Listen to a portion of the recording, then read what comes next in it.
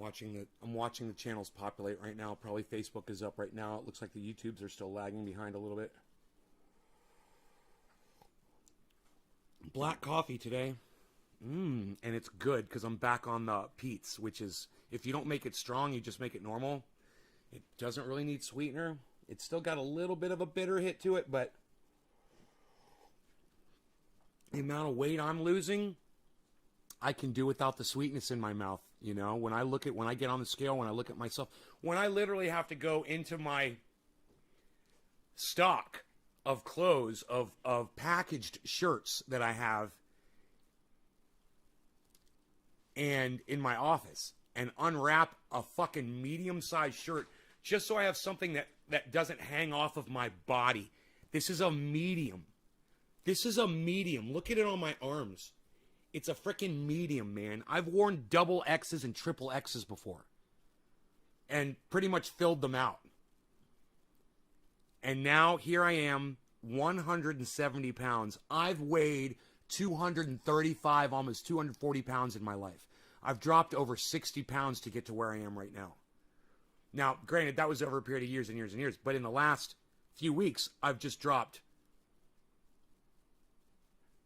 you know, I don't know what, I lost count, 70, 16 pounds.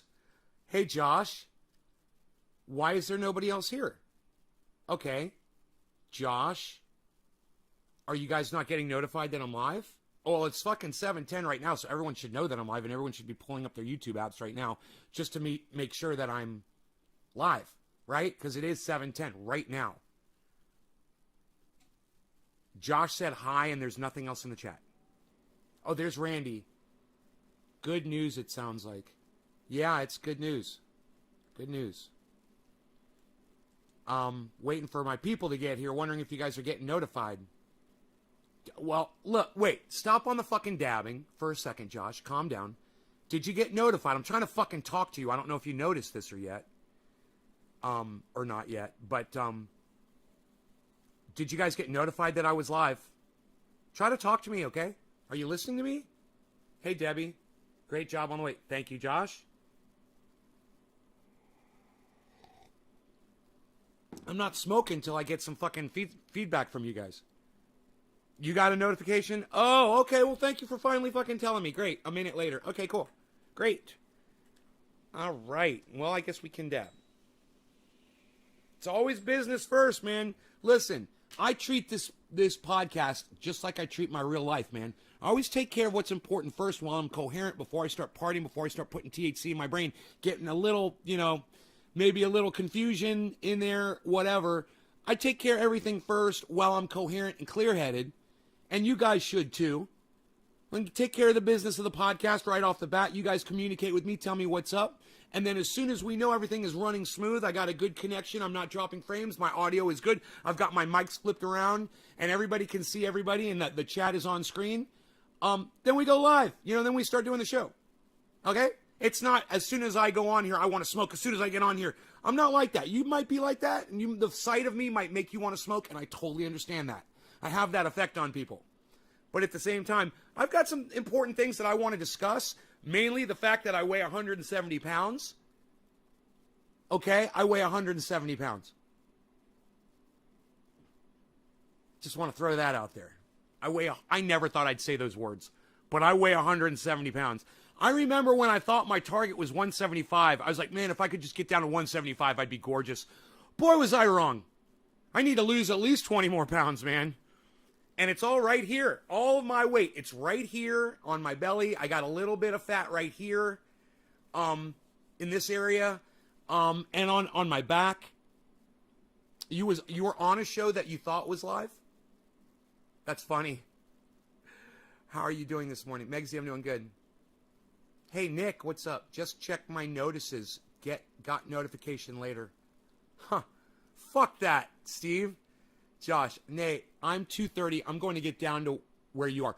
Hey, you're fucking 6 foot. How tall are you, Josh? Aren't you like 6'1" or something, bro?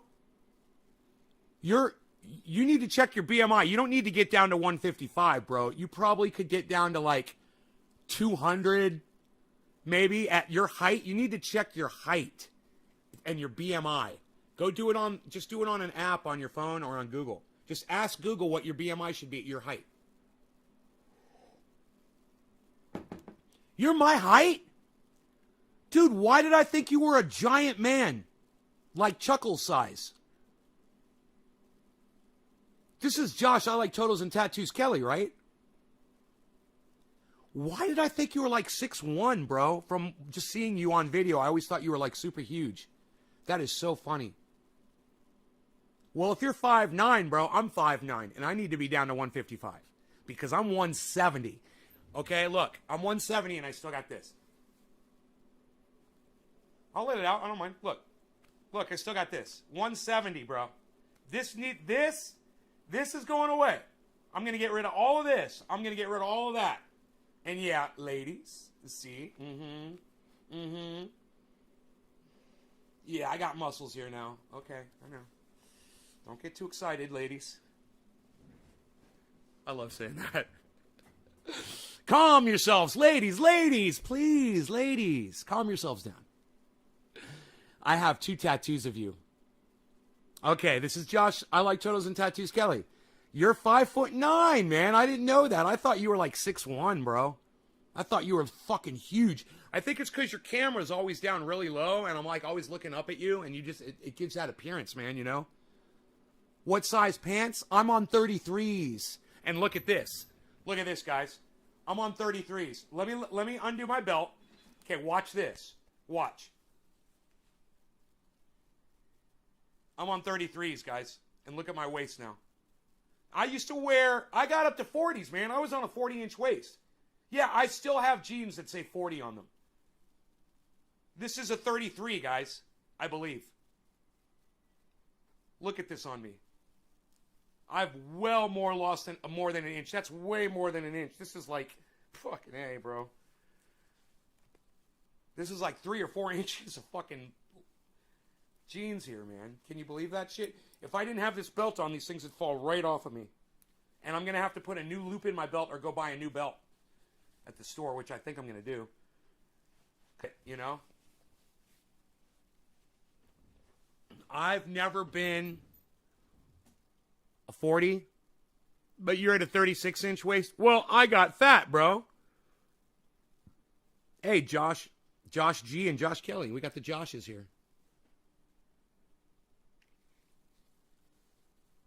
Is Harley going to drink water out of the water dish? No. He never drinks water out of the water dish. Some 38, I will work on it now. Brother, I am telling you, what I found out about sugar this morning blew my fucking mind. I'm going to go over that later, okay? We're going to talk about the sugar thing. I already tweeted it. Those of you guys that follows Nays Garden on Twitter, then you already know. But we're going to, of course, cover that. We're going to cover both stories. You guys that are here now, stay. This is going to be a very interesting, enlightening, and educational show. You're going to have a lot of fun. We're going to get really high. Let me feed my cat real quick. I got the food out already. It'll just take a minute. And then we can move on with the show. There you go, Harles. Enjoy, buddy. I always rinse off the cat food dish before I throw it in the garbage. Always. Always rinse out the cat food before I throw it in the garbage. I remember I used to have this piano teacher. Her name was Mrs. Beck. And she had 3 cats in the house. And she used to use wet food to feed the cats. And that house smelled like cat food. It was so disgusting. It was the worst smelling cat food I've ever smelled my whole life. And you'd walk into the house and within about 10 minutes or so, it's so prevalent in there that you just get used to it. You don't even think about it after about 10, 15 minutes. But when you first walk into her house, man, it smacks you in the face and you're just like, this is disgusting. How can you live like this? Well, the fact is she doesn't smell it either because it's around her all the time. Well, it was around her. I'm sure she's not with us anymore. But I am here to tell you that ever since then, I was like, I'm never having that smell in my house. I don't care if my cat needs wet food. I'll figure it out, right? So I use wet food, right? and I rinse the fucking container out before I throw it in the garbage can. That's all. So there's no wet food laying around, you know, and the cat eats. I only put one dish in there at a time, so the cat eats almost all of it, so it's not laying around. And I don't refill it until he finishes it, so the house never smells bad. I don't like that smell. So anyway, that being said, let's move on with Kyle Kullinski here. Did a very good report here with let's go ahead. I'm going to start dropping frames if I don't get rid of the grow. So give me a second to do that. I can't have all this stuff running. Just wait till I get the processor, guys, okay? It's coming. Okay, I'll have the processor probably next week. The RAM is coming tomorrow. So this computer will have way more. They'll have double the RAM tomorrow. And I'm getting a fan. I'm getting a power supply tomorrow, too. So it's going to have a stronger power supply. That's probably not going to help our connectivity. But then the other 3 components will be here probably by Thursday. Or the other 2 components. I'll get the processor. And I'll get the video card. And we should be fucking screaming on this machine by then. Because we're going to get an i7. And right now I'm running an i3. And I'm hoping that that's what the issue has been with my dropping frames. You know, I assume it's my satellite, you know, but who knows? Anyway, Kyle Kullinski is very revealing on this segment. I think he is a little intimidated by Sagar, because Sagar probably makes a lot more money than Kyle does. And I think Kyle Kullinski, you can just see his face, his attitude, his posture, everything. He just seems a little uncomfortable sitting there with Sagar on screen with him. It's not the same Kyle Kullinski. And that's telling about my boy. It's a little telling.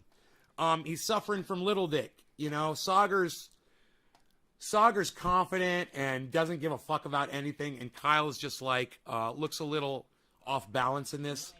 Data on stimulus checks and how they made such an incredible impact on the lives of Americans. I mean, literally, Kyle Kullinski right now looks like he's in line to get a vaccination.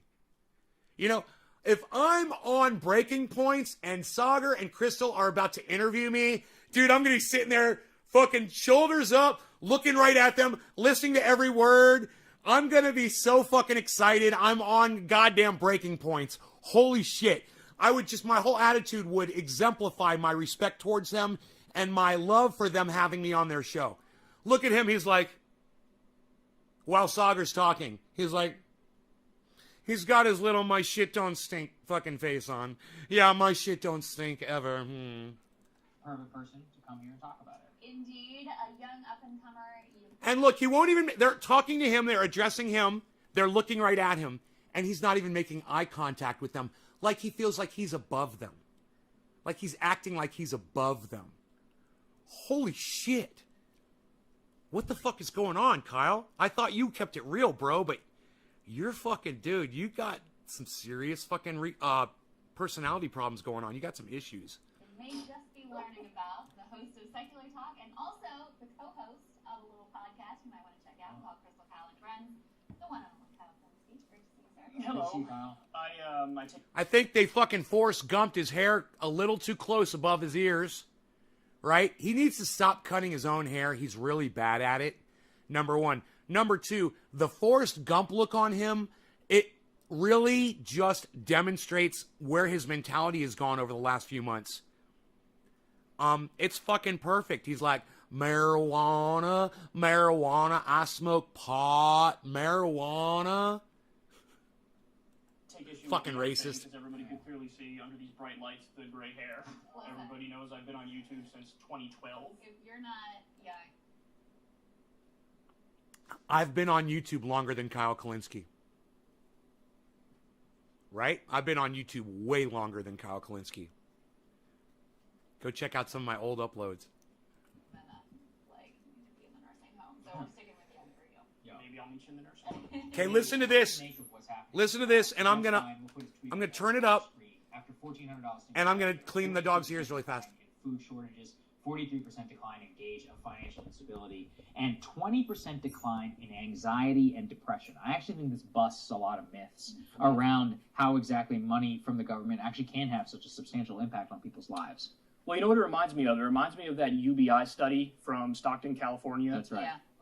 where they tracked it very closely. Now, it was only $500 a month for that study, but the amount of the money that went to things that you would typically view as like a vice that people would look down on, like drinking or gambling or whatever it may be. If I remember correctly, it was about 2% of the money went for that, and the overwhelming majority went for like food, paying the electricity bill, Interview rent. clothes, yeah. Yeah, and a point that you made about that is there was a guy who really wanted a new job, a better job, but he couldn't get a day off in order to go interview for a new job, and getting that $500 made it so that he was able to actually go out and interview for a new job, and he got the job, and now he makes better money. And That's a great point that Kyle's making right there. So, the Republicans love to say that socialism and socialists, UBI is socialism, giving people money is socialism, and no one will want to work. Well, he's got an anecdotal story. One of the people who received UBI, that money allowed him to eat and keep himself housed and get gas in his car while he was driving around looking for a job. And that UBI allowed him to get a job. And now he's got a job because of the UBI. Now, fucking cuck-ass bitch Republicans love to say that that's just going to make people lazy and they're never going to fucking work and all they're going to do is sit home and spend all their money on gambling and lobster at the store and they're going to buy video games and they're never going to be productive members of society. Well, this one anecdotal incident shows that at least one person out of, I think he said 500 people in the study. It wasn't a lot of people, but one person at least took that money and ended up using that money to go get a job. Now, if one person out of 500, I wonder how many people out of, 300 million would do that. I'm sure more. And even though it's a small study and it's anecdotal, he makes a great point. One more point I want to make. There's a lot that this man says that I agree with. It's like 95%. And I used to say 99. 95% of what he says I agree with. I will still listen to him. I will still watch him. And I'll still recommend that you guys watch him too. But you guys know me. I don't care how much I like or love you or recommend you.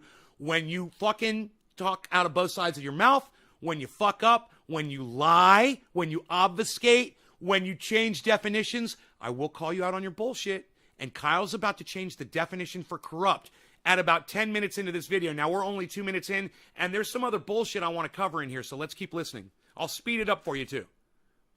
now he's much happier. So, I mean, listen, we've been fed propaganda for decades about how the government can't do any good, and if you give somebody a government check, you're basically fostering laziness.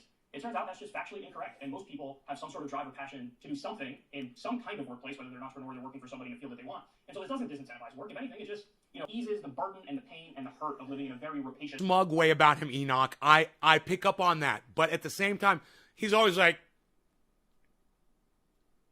Right? And I pick up on that. But you know what? He makes so much sense that I don't even think about it. When someone is making sense, I don't care what their persona is, really. I want to hear what they have to say. Even Ben Shapiro, who is the smuggest fuck I've ever seen, the fastest talking, smuggest fuck I've ever seen. When Ben Shapiro speaks on guns, I shut up and I listen to him because he makes sense when he talks about guns. It's the only time Ben Shapiro ever makes sense. But I'll listen to him. Even as smug as he is, bro, it won't keep me from listening to the message. It was actually less than the bare minimum of what people should have gotten. And when you read the interviews that they did with people for whom this was life-changing in this New York Times article, they're like, I was able to feed my kids 3 times a day again. I was able to go get treatment for my cancer. I was able to get the electricity turned back on in my house. And it just makes you realize, for one of this small amount of money, you are miserable people. I wonder how you think it changes. Do you think that the fact that people got these couple of checks and we're able to see in a super tangible way, the government actually can make a difference in my life in a really simple and straightforward way. Do you think that ultimately shifts our politics in any way? Well, I mean, it has shifted our politics in the sense that the polls show the people are like, this is awesome, let's do more of this. Yeah. The support for universal basic income is through the roof. When not that long ago, 2 or 3 years ago, the polls were way under 50%. So the people have moved. But unfortunately, virtually every other issue in our politics, that doesn't necessarily mean that the federal government is going to move on that and stay in that position. Because, we could go through the numbers all day long. 70% support Medicare for all, 80% support raising the minimum wage to $15 an hour. The list goes on and on. When you look at stuff like gun reform, it's background checks are over 90%. But that doesn't necessarily reflect in terms of policy and what Washington, D.C. is doing, because they're representing big corporate donors, and they're really the last people who want these sorts of policies to be implemented. So really, it's among the people, we're in a social democracy. Josh G, you're it's a good opinion point that you make. At the same time, I got to tell you this. Have you ever really listened to Ben Shapiro's message before? Because that's what the jury does. They don't care how slick you are, how fast you talk. They're listening to the points you make. All Ben Shapiro ever does, Josh G, is cherry picks the points to bolster his confirmation bias. A lawyer can't win cases that way, Josh G. So once again, you're fucking lying to my audience, Josh G, with your stupid fucking opinion. Ben Shapiro would make a horrible lawyer. That's why he's a podcaster and didn't stick with law, because he couldn't fucking win any cases, bro. Guaranteed. That's why you'll see a lot of people that say, oh, I'm a lawyer, I've got a law degree. Yeah, why are you podcasting and you're making a pittance when you could be making fucking hundreds of thousands of dollars every year lawyering? Huh? Oh, because you suck as a fucking lawyer. I guarantee you Ben Shapiro would make a shitty fucking lawyer. You know, why? Because he's not a facts guy, he's a cherry picker. And that doesn't make a good lawyer, man. A good lawyer finds the facts that actually make a difference, not things that he thinks people are going to fucking, you know, sheep in on. 12 jurors, man, they've got to talk to each other. You know, they're bouncing shit off each other. They're calling each other on their bullshit. So it's really hard when somebody thinks, oh, but did you hear how fast he was talking? He was so slick, and did you see that yarmulke on his head? He respects God. He believes in God and respects God. He'd make a great lawyer. Era. We're in a post-Reagan era. Please. But in terms of the way that they're governing in D.C., we're still largely in that Reagan era, although there are little derivatives here and there out of sheer necessity because of the pandemic. Josh, you're wrong all the time, but you know what? I really like that you're here, and I'm starting to like your little interjections, and I'll tell you why. Because it gives me a chance to pontificate, bro. And what was effectively the problem I see is that right now there are two ways to look at what happened with COVID. There was in the beginning an era of transformative change, which is that Trump could have completely remade American society. He could have made this the populist era. We could have redistributed cash. She's so beautiful. Dude, I just can't stop looking at Crystal, man. She's just so natural and so smart and so fucking awesome. Oh, I love her.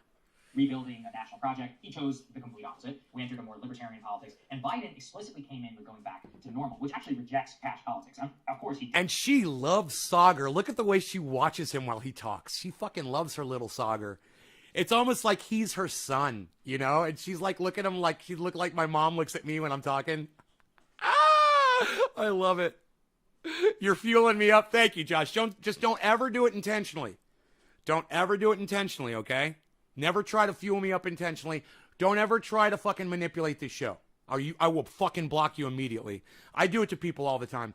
You know, if somebody comes in here and they say something, and I go off on it, and I correct them or whatever, and blah, blah, and then they go, oh, ha, ha, ha, I was lying. I was just trying to get a reaction out of you, and it worked, and blah, blah, blah. I was like, good, now you did get a reaction out of me. Now you're blocked. Go fuck yourself.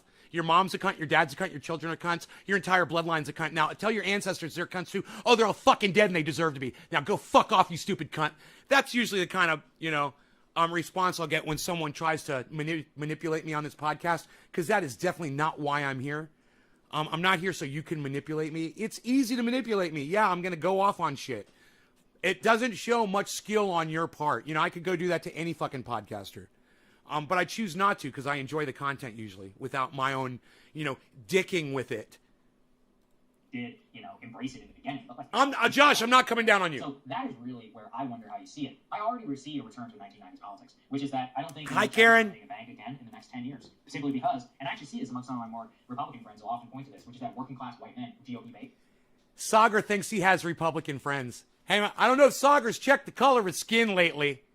Has he noticed that his skin is brown? Just so you know, Sagar, those people that you think are your Republican friends, they fucking hate you. They talk shit about your race behind your back, and they wouldn't have you over for dinner, motherfucker. Just so you know about your Republican friends, Sagar, you cuck bitch. Are the number one opponents, actually, of unassisted cash welfare.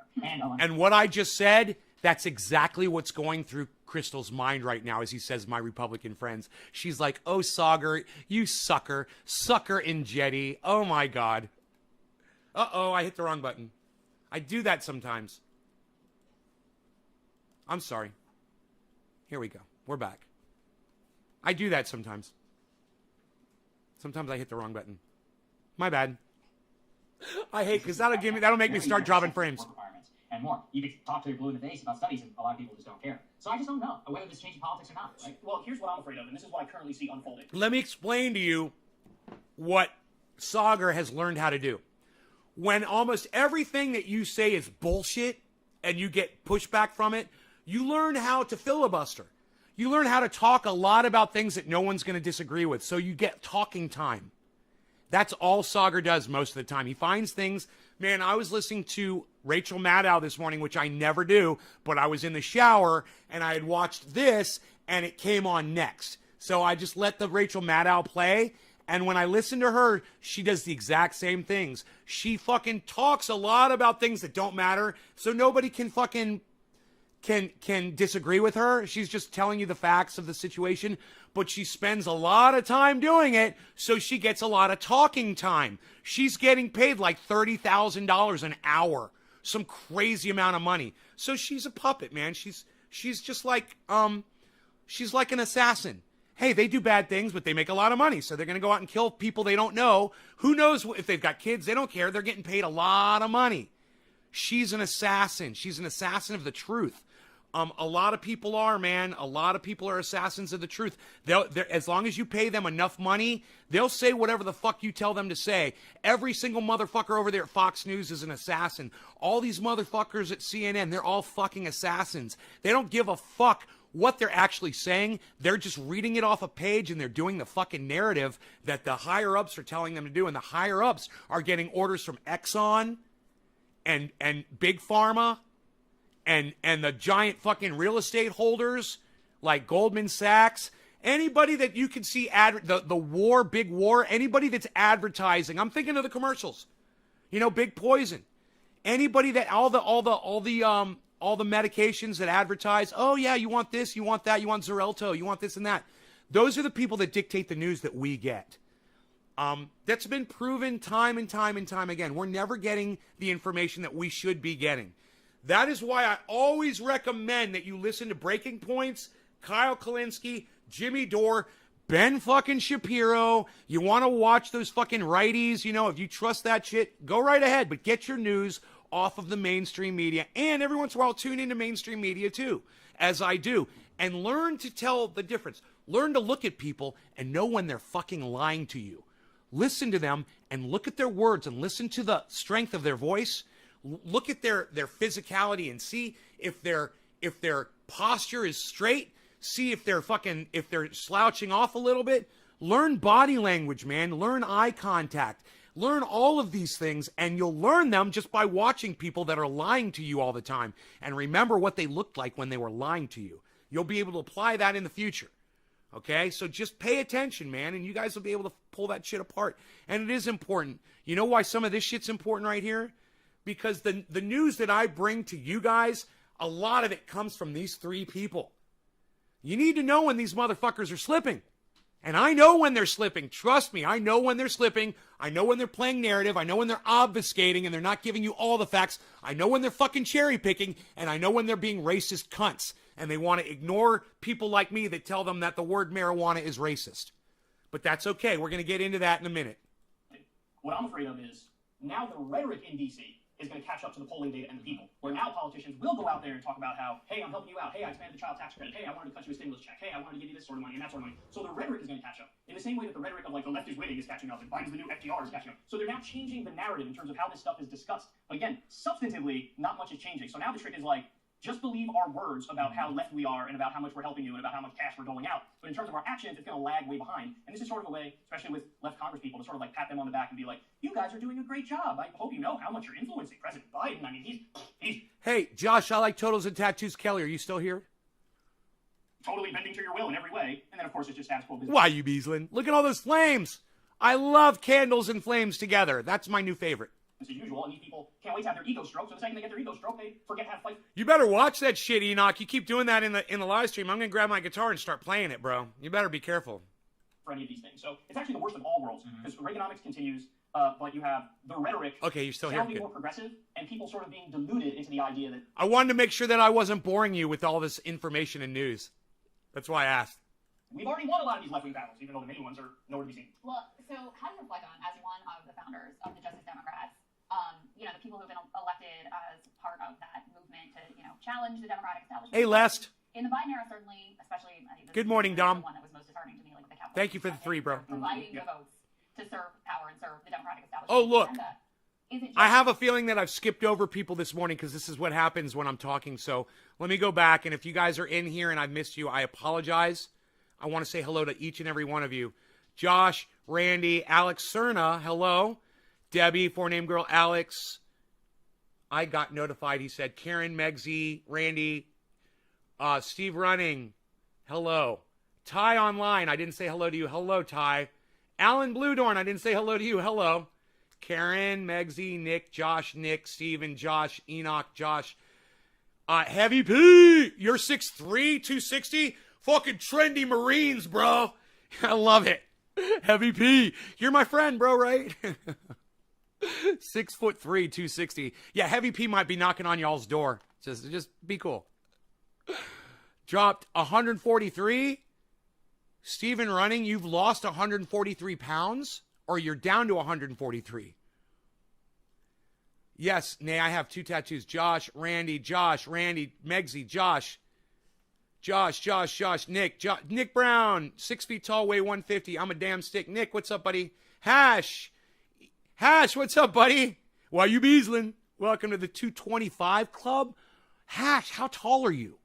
Oh my God, you weigh 225, bro? We're fixing you, bro. You're my new project.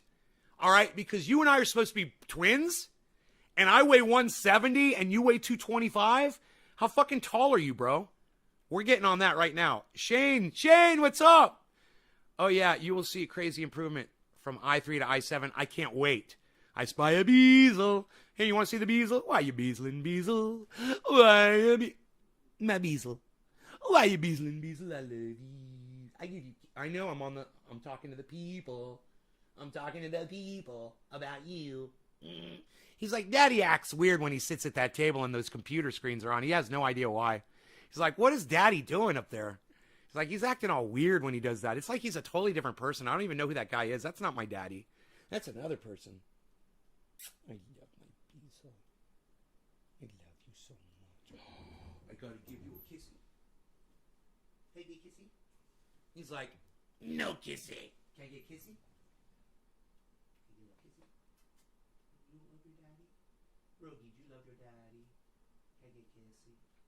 Are you embarrassed? He's like, I don't do kissies on video. He's like, I know people are watching.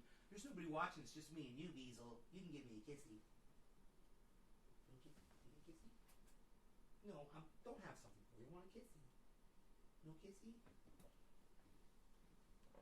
Yeah, like every time I get close to him, his head goes like this. He gets away from me. I fucking love him. Oh, he reminds me of me when I was a little kid. My cousin Mark had a beard, tried to kiss me, and I'd like get away from him. I'd be, no! I'd start crying because his beard scared me. Yeah, I was scared of beards when I was a little kid. Well, my cousin Mark's beard I was scared of. For some reason. And no one ever knew why, and I don't know why either. You know, I can't really remember what was going through my head. After military, I joined Enoch, YU Beaslin. I was 150 whole my life after military, 200, 225 club. Hash, cheers, Enoch. God, in the military, you gained weight. You'd think you'd lose it, right? I could smell that crap pile from Kyle. Which guy was the UFO interviewer? The guy we don't like? Which guy was the UFO interviewer? The guy we don't like, lol. You guys are so funny. The guy we don't like. I love you guys. Are so fucking team players. I fucking love it. We don't like. The guy we don't like. He's almost pulling a Britney Spears with that hair. Kyle is? Fact enough, because I got notified for Facebook, not any YouTube. Megze. Good morning, Mike Carter. Mike Carter. Enoch, I hate the way that dude talks. Face you want to punch, right? We saw that. I'm glad I caught up on the chat. I missed a lot of your chats, and I apologize, guys. I hope nobody left because I didn't read your chat yet. I just love your opinions. Thanks, Josh G. Good. Well, you can ask me a question anytime. Just keep it real with me so I can keep it real with you. That's all I ask. Josh, Dom, Randy, Lest, Enoch. With a good time, you know I love when you jam out. Aw, thanks, brother. Hey. Sean McGahee, I lost 45 pounds. I got divorced. Lol. Good morning, Dom, Randy, Enoch. Oh, look at that bobblehead. Okay, we're all caught up. Heavy P gave me a 3. I love that rhymes. All right, back to Sagar and Crystal and Kyle. Just that we need to keep trying in that direction. Eventually, maybe Nina Turner gets there. You've got some leadership, or do you think that model in general is just not workable or not a success? So I have ideas and preferences as to what I think is the best and what I think is more likely to work. But substantively, I think you really need to do an all-of-the-above approach. And when I say that, I mean, yes, you have to still try to take over at least one of the two major parties. Yes, people who are trying for a third-party route, even though I think it's largely fruitless and they're going to do terribly, I think they should still go down that path. And I also think effectively, like, almost anti-politics roles. Like, he got into a thing the other day with the guy who started the People's Party. And I got to tell you something. I don't like him. I don't like the guy who started the People's Party. He strikes me as one of those phony, social justice-y kind of people that is only keeping it real because society is telling him to. It doesn't feel like he's reached any conclusions on his own. I'm talking about the People's Party guy, that scrawny kid. He doesn't seem like a leader. He seems unsure of himself. And I hate I got to just tell you right off the bat, guys, I'm going to be honest with you guys, and you might not like this, but I don't like how feminine the guy is. He strikes me as very effeminate. And I find that as a leader, somebody who has a leadership role just on a podcast, I find that weak. I find it a show of weakness. And I don't want to listen to anything he has to say with his little lispy, wispy voice and his very slight appearance. Now, you can say that I'm a racist. You can call me misogynist, or you could say that I'm anti-gay or homophobic or whatever. And I'm okay. After what I just said, I don't care if you say any of those things to me. I'm looking at him as a leader. I'm looking at him as somebody who's trying to pull people together and start a movement. And if you really want my honest opinion, motherfucker needs to step down and get somebody with a fucking ball sack or an actual vagina to run the goddamn movement. Not him. Because he's such a pussy. Okay? Now, you guys could come at me. You could be upset with me all you want. I don't give a fuck. Yeah, Nick Brana. That guy's name, Nick Brana.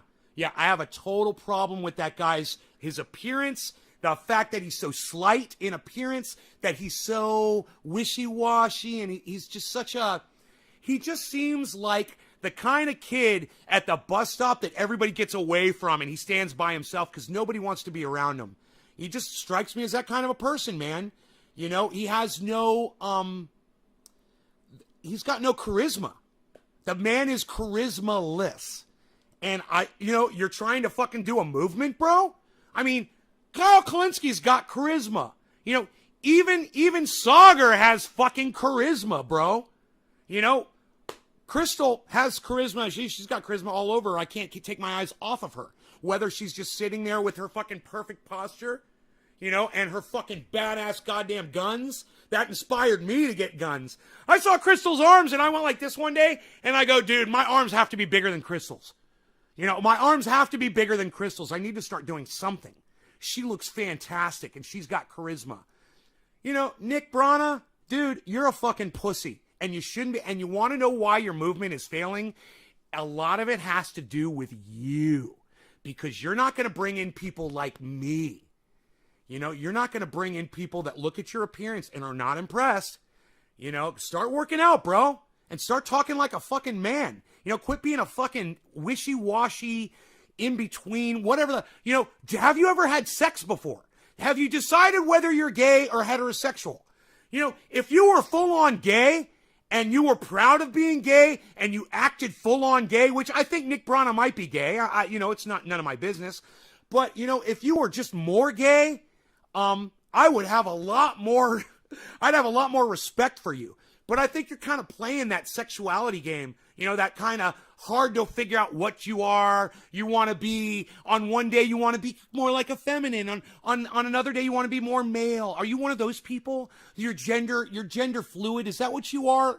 Are you gender fluid? And I think that's what it is. I think that's the term. Gender fluid. And those of you who are gender fluid, hey man, you guys can be whatever the fuck you want. And if you're confused about your gender, I understand. But just remember, if you're gender fluid and you're trying to lead people, you're going to confuse the fuck out of them. Okay, I'm still an old-fashioned kind of guy, and you could come down on me, and you could put this all over the internet, and you could try to say I'm anti-gay, or that I don't like women, or that I've got a problem with femininity in men or whatever. Yeah, I do. When somebody's trying to lead me, and he seems like a guy can just come over and push him over, you know, and fucking,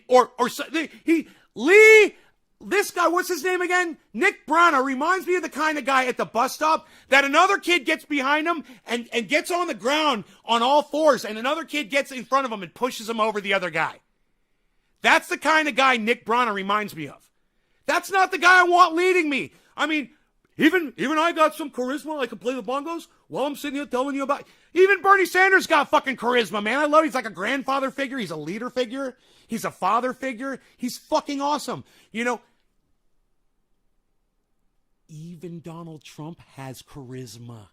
Yeah. Even Donald Trump has leadership qualities. I fucking hate him, and I hate his fucking leadership qualities, and I don't like them, but at the same time, he's got leadership qualities. He understands how to command a room of people. He understands how to keep your attention. He understands how to promote shit. Nick Brana couldn't promote the fucking, the greatest show on earth. He wouldn't know how to do it. He couldn't promote fucking, you know, the UFOs are landing tomorrow. They've come to me and they've told me about it. Nick Brana wouldn't know how to promote anything. You know, I've got a serious problem with the leader of that movement. And if he got knocked down and it got taken over by somebody with some balls, they'd have more of my support. But at the same time, I can't be too excited about something that I don't fully believe in. Kyle Kullinski, and I know this was a long walk, and I'm sorry, but this is the point. Kyle Kullinski says the same thing. He's like, hey, Nick, I support your movement, I really do. I just don't think you're going to fucking do anything with it, bro. I think you're wasting your fucking time. I'm not telling you not to do it if that's what you're passionate about. I'm just saying, hey, man, I think the Democrats and the Republicans are going to be way more established in 10 years than your People's Party. I don't think, and that's another thing that I didn't like about it, the fact that it was called the People's Party. It reminds me of something from Russia. The People's Party. Okay, comrade from Russia. You know, we're all going to call ourselves comrade and act like we're Russians and call ourselves the People's Party. I don't know, man. It completely rubbed me the wrong way. But then again, I'm a dinosaur, and I can remember when Russia was actually our enemy. When we considered, well, they painted Russia to be our enemy, and I believe that narrative, and I still have some of that. So, yeah, I don't want to be part of something called the People's Party. It's fucking stupid. Led by Nick, doesn't know what fucking gender he is, Brana. Let's move on, shall we? Does anybody know what gender Nick Brana is? Seriously, I really don't know. I'm just kind of curious. Because if he was gay and he's acting that way, I'd have way more respect for him. Way more. It's just, I don't know. I mean, if you're gay, I want you to act gay. Seriously. If you're a gay man, you know, I want you to act like this, and I want you to lisp, and I want you to put your hand up like this, and I want you to flirt with men that are heterosexual and say, oh, you're so sweet, you're so funny, and I want you to be real. Is that how you feel? Keep it real. Are you hiding your homosexuality from us, Nick? We can tell, man. You're a phony. I don't like it. Be gay, bro. If you're gay, be gay, bro. Let it out. Get out of the fucking closet, bro. Just be yourself, man. That's all I'm saying. Where the fuck is my chat at? Are you guys not inspired by this? Do you guys disagree with me? Do you agree with me? Anything? Do you want me to keep talking? Do you want me to fucking shut the live stream off? What? Is anybody here? Is anybody here at all? I've literally been talking since... Oh, hi, Shelly. 8 minutes. Not a single chat's come through in 8 minutes. You guys know how I feel about that shit. You agree with me? Okay, that's good. I'm glad you agree. Thank you. Work too. I mean, that's good to know. It's good to know that my fucking audience agrees with me. Let me know. Let me know when you fucking agree with me. All right? Give me some goddamn kudos over here. Nobody else is talking. Who else is going to call Nick Brano out on his fucking sexuality on the internet? Nobody, because they're all pussies and they're scared to. We're not allowed to discuss gender. Fuck you. You're going to be a leader of a movement. We're going to discuss it. Where you got directly involved building unions, some sort of general strike, large protest movements, fighting on specific issues, even at the state level and the local level. I think that's the path forward. In terms of grading Justice Democrats and how they did, I think they've been a miserable failure. And the reason I think they've been a miserable Now, Kyle Kullinski and Cenk Uygur created the Justice Democrats. They include AOC, Rashida Tlaib, and a few others. And the whole point was to go there, disrupt what's going on in politics in Washington, so the left can start getting some of the things and the independents can get some of the things that they fucking have been asking for. Medicare for all, UBI, cannabis legalization, all of these things. That's why Kyle created the Justice Democrats. What Kyle found out the hard way was anytime you send anybody to Washington to do your bidding, they get bought off by big corporations, they don't do your bidding, and they give you the big finger and they make you look like an asshole. Now, Kyle's been made to look like an asshole, and the whole goddamn internet community is jumping on him, me included, for being a sucker for so long. And now he's finally seeing that the sky has fallen, and he's finally owning up to it. failure is because I know, as a co-founder of Justice Democrats, the whole idea was you are going to be a Tea Party of the left. I want you to hold the Democratic leadership just as accountable as you hold the Republican leadership. Which they never did, and they went there and they started calling Nancy Pelosi Mama Bear. Oh, Mama Bear. Oh, I love Mama Bear. Mama Bear does this for me. Mama Bear scratches my back when it itches. Mama Bear's hooking me up with all the big corporations. Mama Bear's making me wealthy. I'm driving a Tesla. Oh, AOC's driving a Tesla now, everybody. Yeah, great. Good for you. Because famously, John Mayer hated the And can I just say this? Cunt. Tea Party just as much as he hated the Democrats and hated Obama. They drove him out of Congress. That's exactly right. So He wrote a book 10 years later being like, screw you. They don't even have the correct strategy being implemented right now. It's not even that they're doing the strategy I want and they're doing it poorly. They're just not even doing the strategy. If they were doing the strategy, they would find maneuvers they could use. Like, for example... That's because all politicians are bad, folks. Every single fucking politician out there is bad. If they want your vote, then they want money from corporations. They don't want to do your bidding. They just see an opportunity to make themselves wealthy, and they couldn't give a fuck about you. Kyle is still struggling with this because he's still political.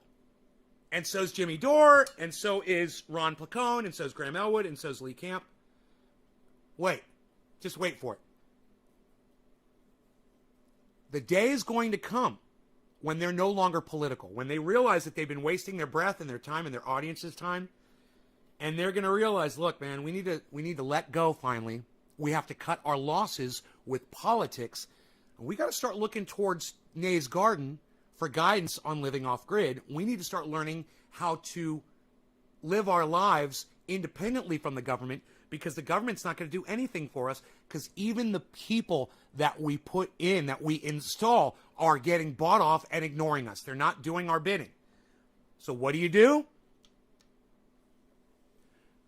You go off grid, you learn how to live off grid, you learn how to support yourself, you learn how to build structures in communities, doctors, hospitals, everything that you're going to need without the government, infrastructure building, home repairing, all of that, road building, all of that shit, and you get it handled locally, and you get people to come move into your area. You attract other people with those skills that you need. Let's say you're in a county like mine and you don't have a brain surgeon, so you seek one out and you say, hey, if you come here, you're going to have chickens, you're going to have food, we'll give you a house, we're going to put you up. If somebody needs brain surgery, we need you here to perform brain surgery. Shit like that. We're like, well, where are you going to get brain surgery when you need it? Well, this is how. There's ways to figure this out. And as long as people like Kyle Kullinski and Rising, the kids over there, Crystal and Sagar, Breaking Points now, are focusing on manipulating politicians instead of manipulating their own lives to the point that you can survive on your own without the government, boy, oh boy, we are taking so many steps backwards with these people right now. The reason why I'm watching them is because millions and millions and millions of people are watching all of these people that I have mentioned, okay? Graham, Lee, Ronnie, Jimmy, Kyle, Sagar, Crystal, and so many more that I haven't mentioned, even Jackson, all of these people. They've got millions and millions, and I have to get through to them if I want to reach millions and millions of people, because I only have 20 people watching my show at a time. And that is fucking pathetic. At the same time, I'm used to it. But The message is here. It's available. And if you guys agree with me, if you agree that Kyle Kullinski, Sagar and Crystal, the Young Turks, Jimmy, Ronnie, and all of them are wasting their time trying to get politicians to do their bidding, and they should instead start shifting their focus over to how to live off grid, away from the government. If you think that's important, then there's something you can do about it. And you guys know what. I'm not even going to tell you what. You guys do your stuff. And here's the message. So let's keep going. Example, there's enough of them to block all legislation. Right. Why don't you block all legislation and say, I'm not going to stop blocking it until Joe Biden takes out his pen and legalizes marijuana through executive order, because he can do that. I'm also going to say... He said marijuana. Kyle, you're a fucking racist. Let's listen to Kyle be racist over and over again. Let's slow this down. I want you to hear Kyle be a racist, okay? This is Kyle intentionally using a word that he knows is fucking racist. Legislation. Right. Why don't you block all legislation and say, I'm not going to stop blocking it until Joe Biden takes out his pen and legalizes marijuana through Racist. And legalizing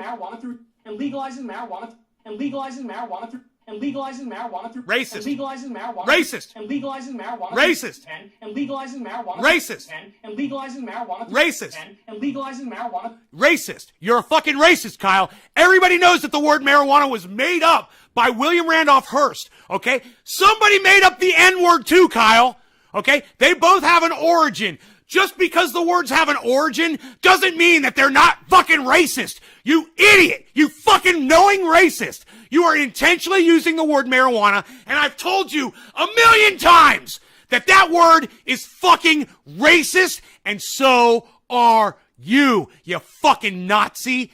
Kyle is a fucking racist. That's why he's got his little Nazi fucking haircut, and that's why he refuses to use the word cannabis, because Kyle Kullinski is a fucking racist, and he's racist against Hispanics. Just so you all know, Kyle Kullinski is a fucking racist. Let's keep moving on here. Not through executive order, because he can do that. I'm also going to say, you have to at least eliminate $50,000 worth of student debt. In reality, you should do all of it, but he has the legal authority to do it. Kyle, why don't you, anytime you have to talk about African Americans or black people, why don't you just use the N-word, Kyle? Huh? Isn't that weird? You won't use the N-word to refer to black people, but you'll use the M-word to refer to cannabis? Wow, you're a fucking racist cunt. Wow. You can't correct that one word in your speech, Kyle? Really? You have to keep it racist? Wow, you're so fucking offensive. Through executive You are so fucking detrimental to the cannabis fucking movement. order. So if you really want to play the kind of politics that I'm in favor of, that's what you fucking do. I like that he's cursing. That's what you fucking do. Yeah, curse, bro. Curse. That's what I taught you to do fucking 10 years ago. And it's about time you're letting it all go. And you know why he's cursing? Because he's not on the Kyle Kullinski show. He's on what's it called? Not Rising. I forgot. Breaking Points. He's on Breaking Points. So while he's on Breaking Points, he can say fucking, it's great. He's cursing on Secular Talk too. And I love it. Serious Boris says, hey boy, who are you? I am Trendy Nay. I started a cannabis-based show on YouTube about 10 years ago or so. Started going live probably about 6 or 7 years ago, 3 times a day. I've been doing that ever since. I am one of the most well-known cannabis YouTubers in the world. And my channel has been since taken down and then reinstated by YouTube, and I've been fighting the algorithms ever since. Fighting the algorithms and my attitude and my cursing that people get so turned off by. But I can't help it because that's what I do when I get angry, and I curse a lot, and so I get algorithmed. But I guarantee you this, Serious Boris, you come in here, you watch this show, you're going to find me to be the realest podcaster that you've ever seen. I call everybody out. And I also support a lot of people politically, socially, environmentally, as far as cannabis is related, medically. I teach people how to lose weight. I teach people about cryptocurrency. We talk about so many different things on here. So that's who I am, Serious Boris. I hope that helps you. Welcome to the show. Because guess what? Even if the media attacks you, and they're going to attack you, you can fucking fight back. These people are scared of their own shadow. Like, oh my God, CNN came after me. Their -8 fans are gonna hate me. I don't give a fuck. Fight back. Say, I'm fighting for the people. I remember when the Tea Party was willing to hold up the... Do you see Crystal going, he's already said fuck 3 times. We're going to get algorithmed. That's what she's thinking right now. He is here and he's destroying our podcast. Full faith and credit of the United States. Yeah. That's over literally like a moderate increase. I don't know what kind of coffee he's drinking, Yeah. but I want some. Is that, do you think that that's like inevitable? Are these personal failings specific to these individual lawmakers? Is cannabis a catalyst? Okay, Google. I don't have my Google on. I don't know if cannabis is a catalyst. You know, a catalyst is something in chemistry that encourages chemical reaction. So I guess it is, because when you take cannabis into your body, I would say that the THC is a catalyst because it connects to your, I'm just doing this, guys. I'm not a scientist. But when your THC connects with your THC receptors that are on the cells, there's a chemical reaction, and it makes your pain go away. So I would say that, yeah, THC is a catalyst. And I would say that all of those things that are in the entourage effect that are in cannabis serve as catalysts as well. They are mechanisms for transporting and delivering that THC to your cells. Yeah, cannabis is a catalyst. 100% now. I'm 100% sure. Makers, or is this just like the system is always going to create this? You use it as a catalyst in food products. I don't know what you mean by that. I don't know about using it as a catalyst in food products. You would use milk or oil, Brian, as a catalyst to extract or to liquefy or emulsify, right, the THC. But the THC itself, while you're cooking, isn't the catalyst. The milk and the oil is the catalyst. Do you understand that? Brian, I don't think you know what a catalyst is. I think you're misunderstanding what a catalyst is.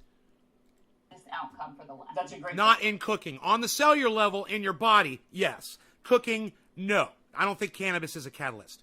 question. So it's both.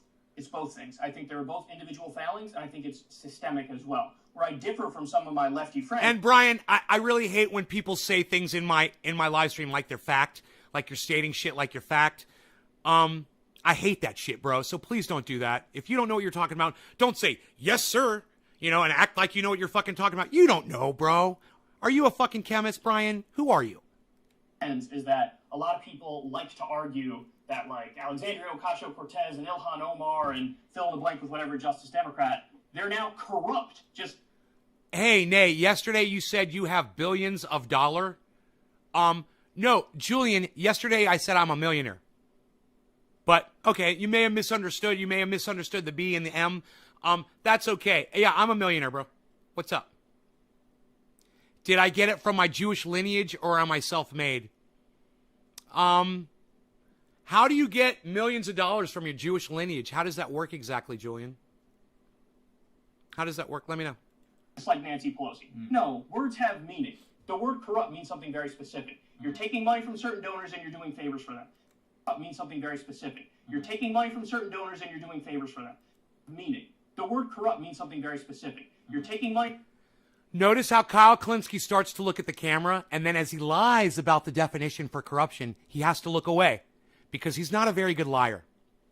Now, I'm going to play this in slow motion, and I want you guys to notice as Kyle looks away as he lies to you. He's literally going to look away from you as he's telling you the lie. Nancy Pelosi.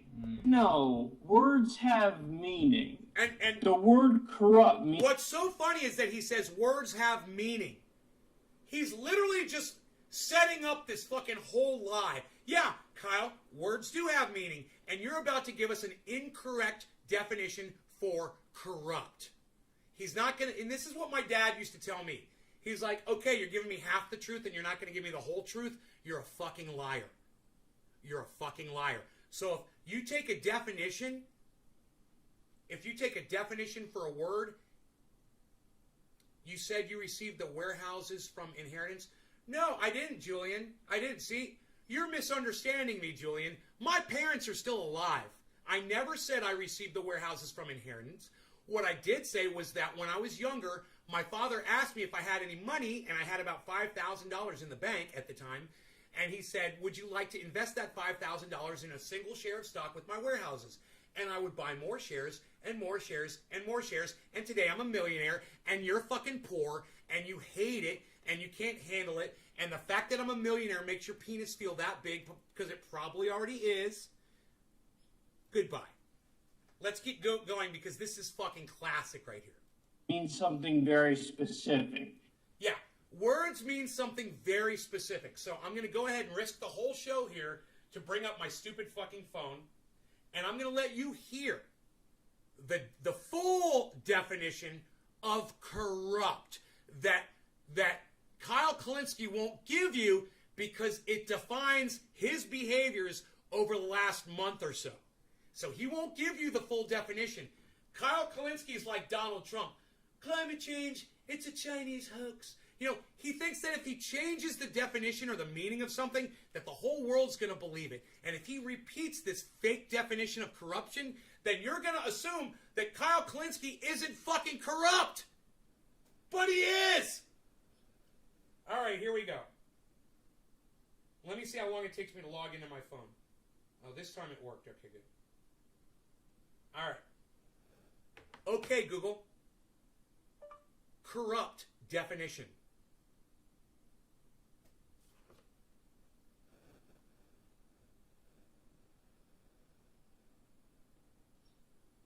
Fucking cunts.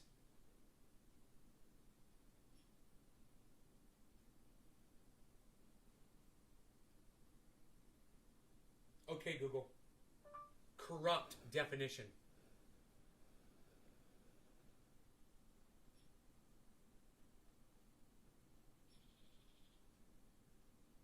I have such great bandwidth here. I'm sure your phones have already read it out twice, right? Okay, Google. You're a dumb cunt.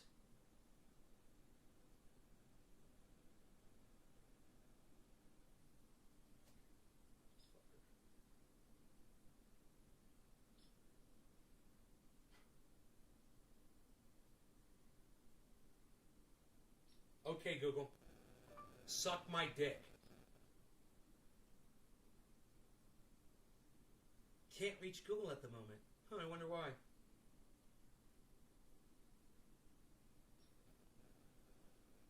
C-O-R-R-U-P-T, deaf.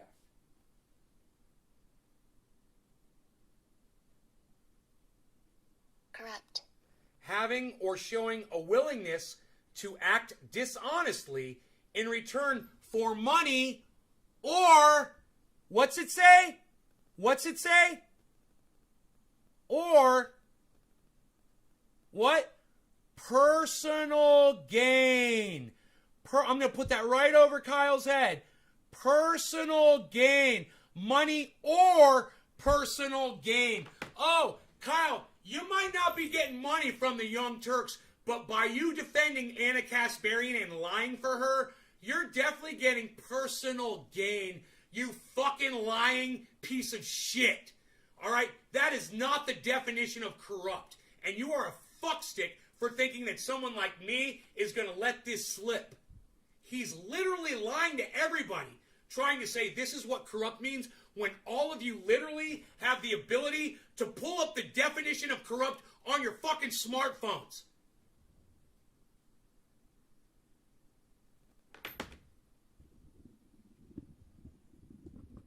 I think I made my point. But at the same time, I want to hear what you guys have to say about it. What do you think about Kyle Kullinski acting like Donald Trump, making up his own definitions for words? How do you guys feel about that? The guy that I'm always telling you that I love and you should always watch his channel because he keeps it real. And now he's telling you that corrupt means, oh, you're accepting money for lying for somebody. Oh, you're accepting money. That's what corrupt means? Oh, what about personal gain? You're taking money from certain donors and you're doing favors for them. Corrupt, just like Nancy Pelosi. No, words have meaning, just like Nancy Pelosi. No, words have meaning.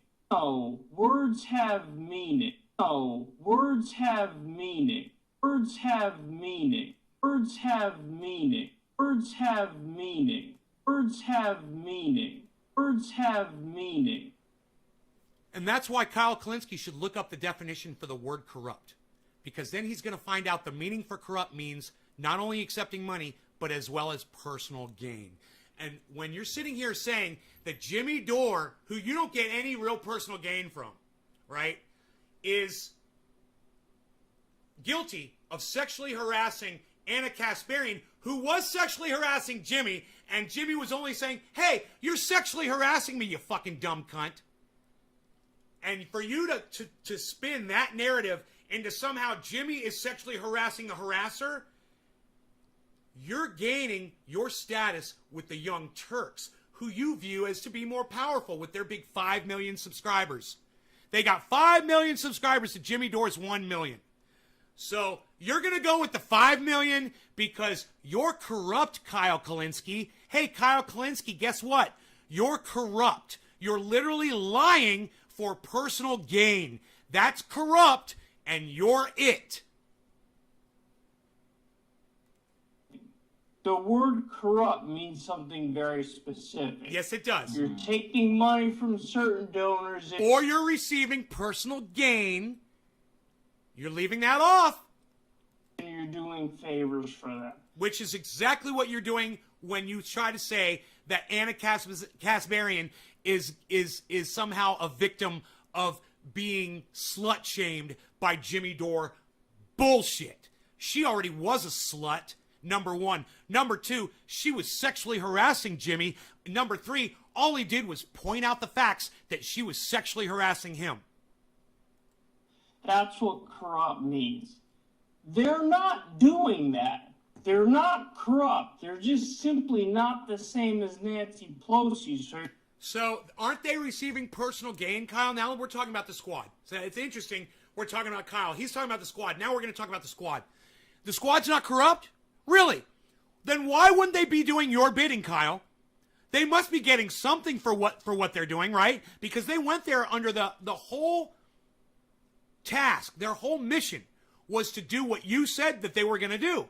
So now that they're not doing that, they're not doing their job, which is why they were sent there, why you got everybody to vote for them and got them installed in office. And instead, they're just going along with the flow. I wonder why that is. Well, maybe they're not getting money, but maybe they are receiving personal gain. And now, Kyle, you can understand yourself what the definition of corrupt means. You can be accepting money or you can be receiving personal gain, Kyle Kullinski. I'm smarter than you, Kyle, because I know the definition of corrupt and you don't.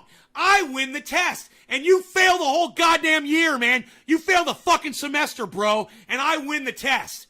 So you guys should all be watching my show because I know the definition of corrupt and Kyle Kullinski doesn't. Not that any of you watch his show anyway. Even though I beg you to, and I know you won't, because you guys are great. I know, you guys are like, dude, we're not going to watch him. He's fucking corrupt. I love you for that. I do. You want to get the information right from me. I'm going to start listening to y'all. I'm going to start realizing that really, you guys might be right. I love that you guys have the ability to go check my sources, and I want you to. But if you want to take my word for it, you want to treat me more like a cult leader and just take my word for everything, I have enough confidence in what I'm telling you that even when I'm wrong, it's not going to be that bad of a deal when I get things wrong because somebody's going to come along and point it out, and I will always admit it if they can show it to me. I will always be along. Jewy Tenpenny. All right, I'll answer this question, Jewy Tenpenny, before I block you from my live stream. Nay, you said your father gave you a share of the warehouses. No, I never said that. I love how this guy puts words in my mouth. No, he didn't give them to me. I bought a share for $5,000, which is what I just told you. And you want to know where my father got them? Okay, that's easy. My father used to own a company. It was called the Orlando Chair Corporation. And they did really well, and they made a lot of money doing that. And after a while, they decided to switch over to another business. So my father took the capital that he had in Orlando Chair. He went to a bank and got a loan, right? and then secured a mortgage on some property, and he paid some contractors to build actually the first warehouse. He didn't have to get contractors. He got a mortgage and he purchased an already built warehouse from another company. That's how people, no, not a Jewish loan, from a bank, Jewy. All right, now enjoy your block. Now go fuck off. We're going to go back into art. This is great. I love this because it gives me a chance to brag about my family business. I would never bring this shit up if some little troll cunt wasn't coming in here and asking me questions. So thank you. I will gladly brag all day about my family business, bro. So try to troll me some more, man. You're just making me happy. And you know what else? I'm glad we're doing it during this segment because this segment's probably going to get watched a little bit more. So the fact that I get to brag about my family finances to respond to some little troll bitch is just making me happier. So go ahead. Let me brag about it some more, motherfucker. Go ahead. People are just going to love that information. How did this guy get money? I'll tell you how. Oh, that's cool, man. Thanks for keeping it real. I was wondering that. Anytime. No big deal. How many millionaires will tell you how they made their money? Let me know. Let me know when you find that. Let me know when you find that. And you don't have to pay some millionaire for his course on how to be a millionaire. I'll literally just tell you right to your fucking face. Why? Because I'm keeping it real. I'm not trying to fucking make a profit off of, you know, my wealth or a profit off of anything that I have to offer. I never am. Why should I? I don't need to. I make plenty of money off my warehouses. Lots. You're fucking factually wrong if you make that case. But they do have DC brain, which is basically a rotten brain where you get there and you're involved in the culture, you're surrounded by these people. Right. And Kyle, why couldn't you have had the foresight like I had that was exactly what was going to happen to all of those people that you sent to Washington? As you are painful to listen to, well, Adam Taylor, allow me to remove your pain. There you go. Pain-free. That's what I do, man. I take people's pain away all day. Wasn't that great, man? Go watch some Kyle Kullinski, bro. Have a nice life. These are people you fucking eat lunch with and see every day, and you learn their personal Thank stories. you, Karen. And so now, Karen says, Nay, you always keep it real. That's what I love about your show. Thank you, Karen. Thank you. group thing takes over. And you don't want to be the sore thumb that sticks out. You don't want to be the sore thumb that sticks out, because guess what? If you do the sort of grandstanding, fighting politics that I want you to do, everybody's going to fucking hate you. Everybody in D.C. is going to hate you. Everybody in the media is going to hate you. It's a lonely fucking world. So guess what? That's where the individual failing comes in, because even though it's really hard and you're really pushed in the direction of don't do anything, don't rock the boat, that's why we sent you there. So you have to stand up and fight. No, they don't have to stand up and fight, Kyle. All they have to do is say, thank you, Kyle Kullinski, for putting me in here. And now I'm going to take all the money and I'm going to drive a fucking Tesla, and I'm going to have the fancy fucking purse that I walk around with on my shoulder, the expensive Gucci shoes. That's AOC now. She's a money hoe now, bro. She's a high paid hoe. She's a high class hoe, bro. And you're her pimp. You're her pimp, Kyle. How does it feel, motherfucker? Boy, are you a sucker. Think of all the time and energy and effort you put into all that squad, bro. You got cucked like a bitch. And now they're fucking you up your ass and making you watch. You have to be willing to be hated by all of them. I will just say again, the Tea Party didn't give a shit, and they were fine. Yeah. Do you remember Joe Wilson, the guy who shouted, "You lie," at Obama? Yeah. He made $1 million in a single day. So politically, his strategy works. You just have to be willing to fight for something. So anyways, Kyle, we really appreciate you joining us, man. I think Okay, we've got more than this. So stick around for the next segment, all right? There is a doctor. There is a doctor that I found on YouTube. It came up because I was in the shower and it was on autoplay. What? That's weird.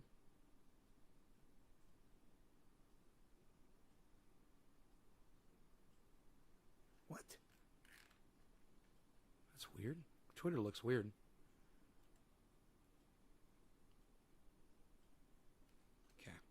Okay. So this is a video I saw. It was about deadly black fungus in India, and it's from COVID. So he's got some tips that you guys should all be listening to.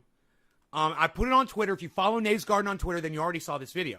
If you do not follow Nays Garden on Twitter, you're missing out on the primer for this show that'll get you ready. And if you watch those, you'll be like, I wonder what Nay thinks about this. It's cool. So make sure to follow Nays Garden on Twitter, support it, and give me as much retweeting and liking and commenting as you guys can muster up.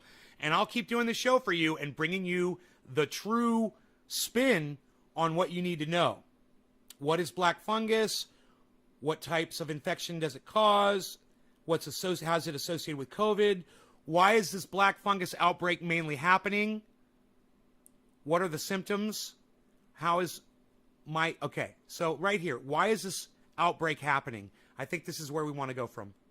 Black fungus outbreak mainly happening in India. Well, one reason is related to the swelling number of COVID cases, in addition to the liberal use of steroids. So let me tell you this. He's talking about a side disease that people with COVID are getting. It's called black fungus, and it is horrible. You ever seen black mold inside your house, and you know how devastating that is? Think about the exact same thing. It's like black mold inside your body, right? And you can't just scrape it off and get rid of it, man. It's really bad shit. It killed somebody already, too. I don't know how many deaths, but somebody's already died from it, and a lot of people are getting it. It's fucking scary, and I want you to check it out. But there are likely other factors as well. Sometimes there are mucormycosis outbreaks in hospital settings. These outbreaks have been linked to adhesive bandages, wooden tongue depressors, hospital linens, negative pressure rooms, water leaks, poor air filtration, non-sterile medical devices, building construction, but also oxygen face masks and humidifiers help people with COVID-19 breathe easier, and they deliver oxygen to their lungs. These devices can make it easier for the black fungus to invade the sinuses and cause infection. The majority of infected people have diabetes and have recently recovered from COVID-19. So according to recent reports, 85% of people with mucormycosis also have diabetes. Of the 220... What do people with diabetes have in common? ...initially diagnosed, 212 were COVID-19 positive. 29 were not given steroids. 12 were considered to be immunocompromised, and 21 had another medical condition.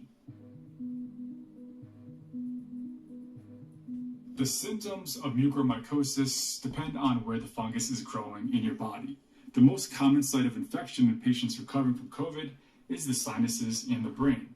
The symptoms would then be similar to those of a sinus infection, so facial swelling on one side of the face, headache, nose or sinus congestion, black sores on the bridge of the nose or the roof of the mouth, and fever. So the black sores are a feature of black fungus and are not usually found in more typical bacterial and viral sinus infections. As the infection gets worse, these symptoms can progress to blood-tinged runny nose, bulging eye, difficulty fully closing the eyelid, difficulty moving the eye, visual problems, and black pus draining from the eyes. When the infection involves the skin, there are blisters or ulcers that may eventually turn black. You may also experience pain, warmth, redness, and swelling around that area of infection. These are signs of inflammation which indicate that your immune system is fighting the infection.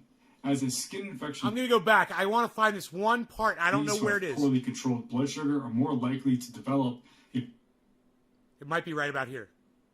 Go into the sinuses, which are air chambers found in the facial bones. Sinuses are air pockets that serve to lighten the skull, provide resonance for speech, and moisturize and warm the air that we breathe. The infection can spread from the sinuses to the brain or the eyes. People with diabetes who have poorly controlled blood sugar are more likely to develop a black fungal infection of the sinuses. Listen. Same for those who've had a kidney transplant. Lung mucormycosis is most common in those with a very weakened immune system. Dude, I don't know where he talks about it, but we'll get to it. We'll find it. It's in here somewhere. I'll put him on fast, and we'll find it, because it's only a 10-minute video. After having cancer treatment or an organ transplant. Skin mucormycosis develops when the fungus enters the skin through a scrape or cut in the skin, and this is the most common type of black fungus infection in people who have a healthy immune system. Disseminated mucormycosis occurs when the infection spreads throughout the body via the bloodstream. The fungus invades the blood vessels, reducing blood flow to organs and tissues supplied by these damaged blood vessels. Now, when that blood flow is decreased, the tissues can't get enough oxygen and nutrients, and then they start to die. Dying tissue turns black. Black fungus grows well on dying tissue. After passing through the blood, the fungus usually affects the brain, but it can also affect the spleen, heart, and skin.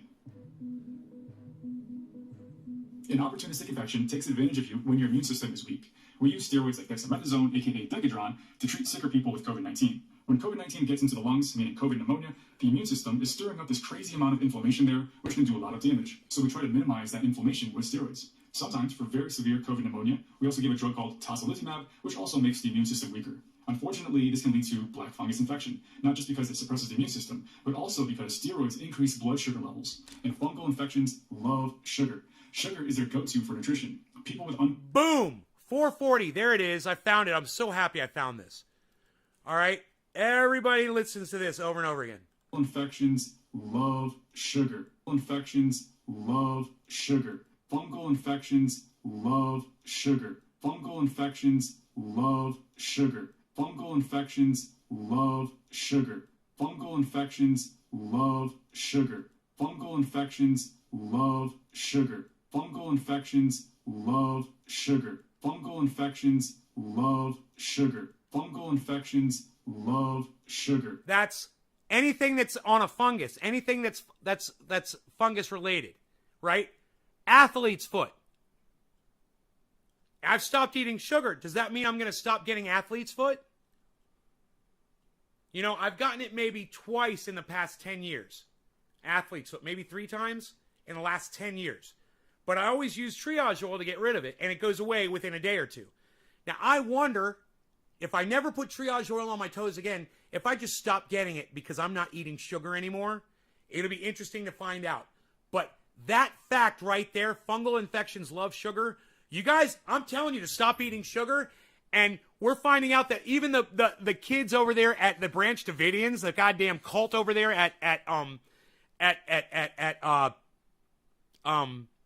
in Texas, you know, that happened back in 96, that we just talked about yesterday. They weren't giving their kids sugar or candy, and people thought they were fucking crazy. Oh, how dare you deprive those children of their childhood and Halloween? Those kids should be eating sugar and Mars bars and chocolate, and why aren't you giving them candy corns and all the good sugars that children love to eat? Those fucking Branch Davidians were smarter than us. They were fucking smarter than us. We're giving our kids sugar powder, poison powder, murder powder, murder juice. I'm just saying, man, I'm not saying go join a cult. I'm just saying stop eating fucking sugar, people. You know, cults don't stop eating sugar because they want to all die. They stop eating sugar because they're sick of the government having control over your medical fucking, they don't want people going to the goddamn hospital.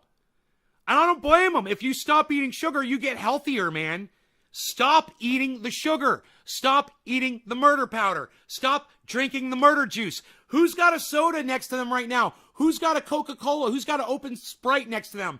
Who's got fucking cookies nearby? Who's got goddamn, hidden sugar and all those other foods that we have? Who's got high fructose corn syrup nearby? Who's got hydrogenated oils nearby? You're addicted? Way to go, radical. That's how you start, bro. That's how you start, man. You got to admit it. That's the first step. I'm so proud of you. You're addicted to sugar. I'm addicted to sugar. We're all addicted to sugar because that's the way big government wants it. They want us to be addicted to sugar because it keeps us sick. And you wonder, I've asked myself for years, why are they shoving it down our throats? Why are they hiding it and everything? Why? Because it's making us sick. Well, why do they want us sick? Because the medical industry controls the government. And the sicker we are and the more sugar we eat, the more money they make. It's that simple. There's nothing else there, guys. It's that simple. They are psychotic. The people that are in charge of shoving high fructose corn syrup and sugar down our throats, they're fucking psychotic. What we should do is hunt them all down and execute them in fucking public executions.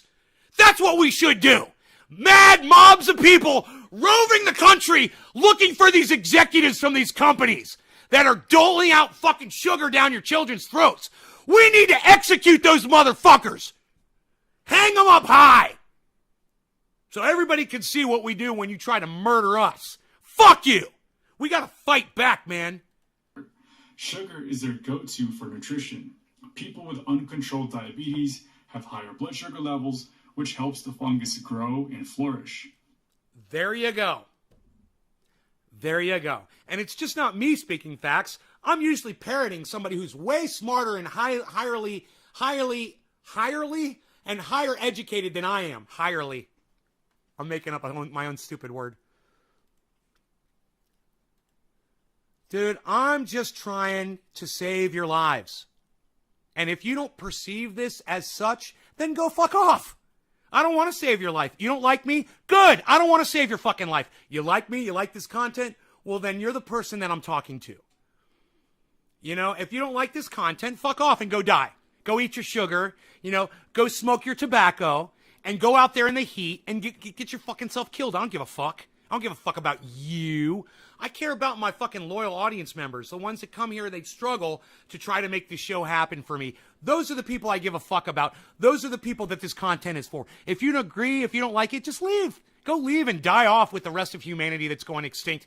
Come off grid with me, man, and survive for a few extra years. We'll have plenty to live for, man. You know, just going out and watching my garden grow every day, it's beautiful, man. It's a fucking beautiful thing. There's something about watching those plants pop out of the soil, man, and get bigger and bigger and know that that's going to nourish me at some point. I just love that. You know, I just love it. Look at the flames. Look at the flames. I like this content, Radical Left Agenda. Thank you, Radical Left Agenda, Leftist Agenda. But still addicted to sugar. No, it's okay. You're addicted to sugar. You got to admit it. And listen, when you realize why you're addicted to sugar, you should just stop eating it. You realize that you're addicted to sugar because someone in the government thinks that they should poison you to make you sick so that you'll go to the hospital so that they can make more money off of you. Understand that. That trickle down, it goes all the way back to Nancy Pelosi and AOC. You know, so you're making them rich. Every time you eat sugar, Nancy Pelosi is laughing and laughing and laughing at you. AOC is laughing at you. They don't care about your lives. They'll fuck you. They don't care about you. They're laughing at you. If that doesn't make you stop eating sugar, then go eat sugar and go die, motherfucker, because you don't even care about yourself, you know?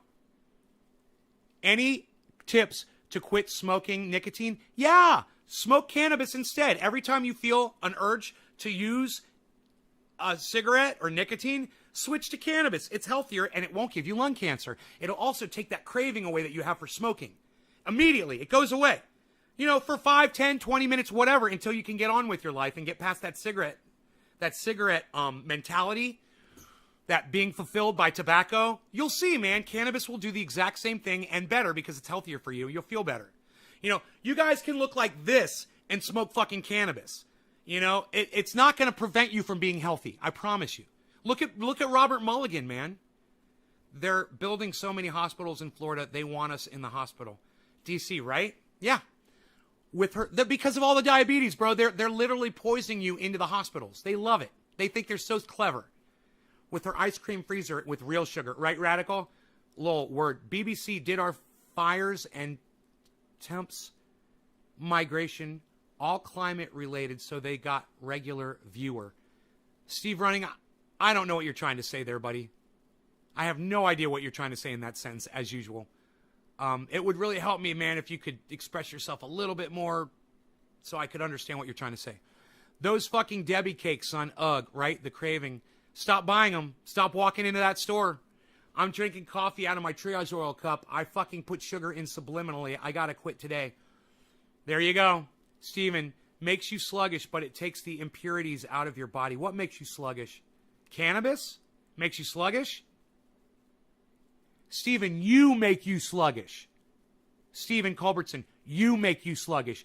If you want to get on cannabis and act sluggish, that's on you, bro. That's on you. I like to smoke cannabis and I like to do shit like this while I'm on it. Wow, I'm real sluggish right now. Boy, look how sluggish I am. I'm so sluggish. Look how sluggish I am. Oh, he's so sluggish. I don't think I've smoked yet today, actually. Have I not smoked yet? I don't think I have. But I'm in that mode. And I'll do that throughout the whole show, man. While I'm smoking, I'm not sluggish. You know, you make you sluggish. You bring you down, bro.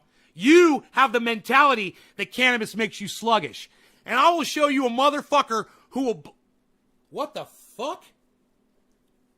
Dude, what is going on here? I forgot to put on my... Did I?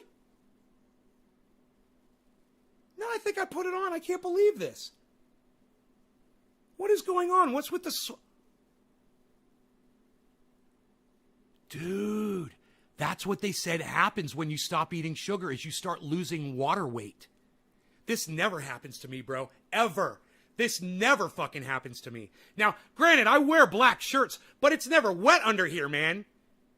I am losing water. I'm drinking water, guys. I'm literally drinking water.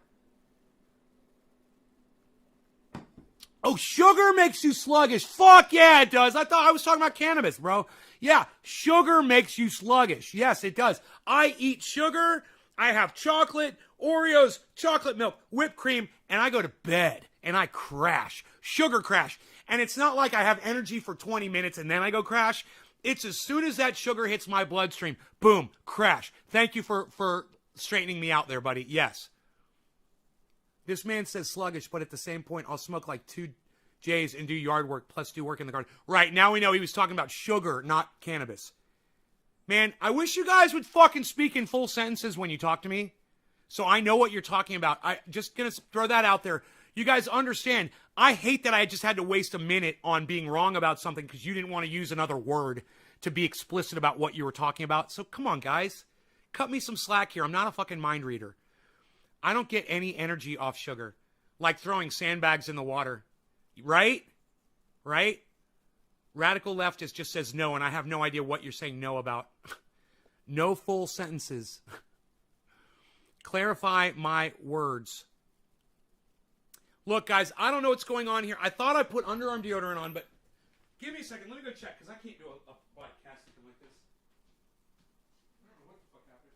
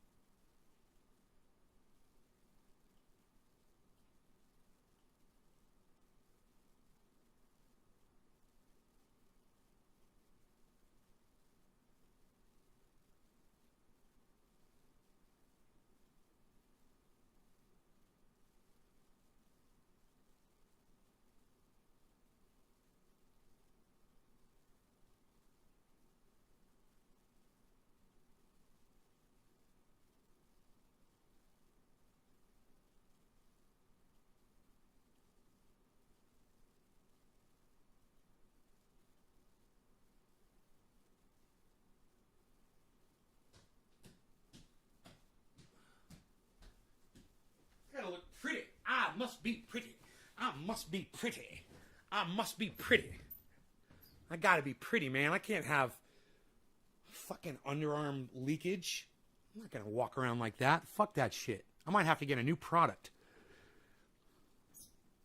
More than one word sentence. Thank you, Randy. Slightly autism spectrum and PTSD gets head fuck up. Oh, okay, okay.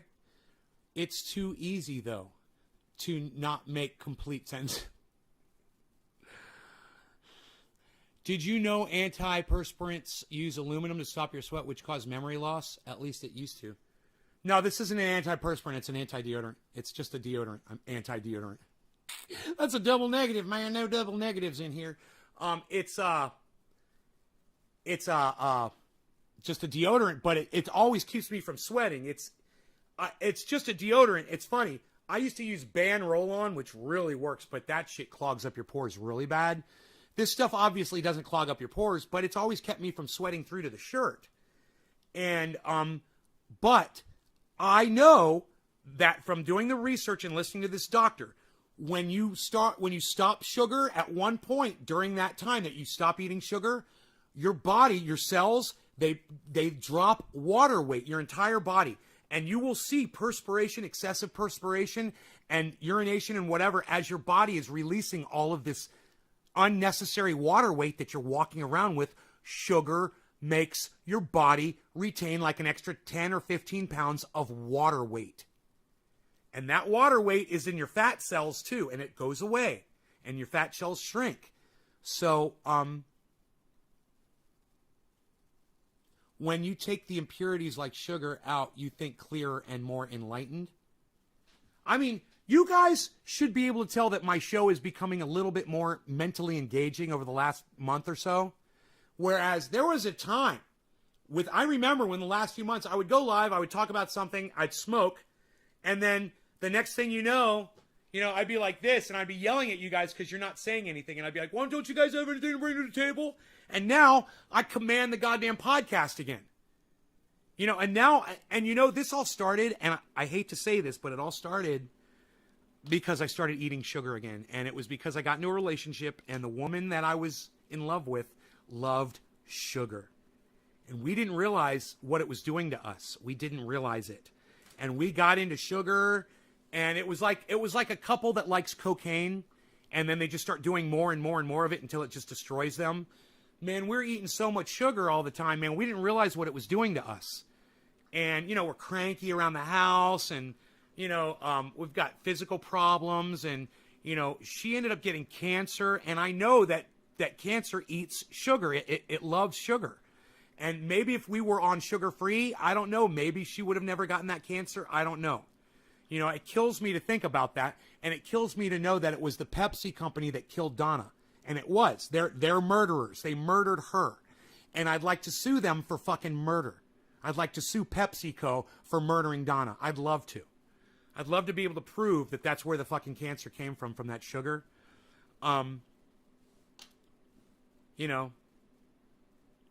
They extinguished a light in my life that can never be lit again. Fucking Pepsi, bro. But it's nobody created this planet. There's no God.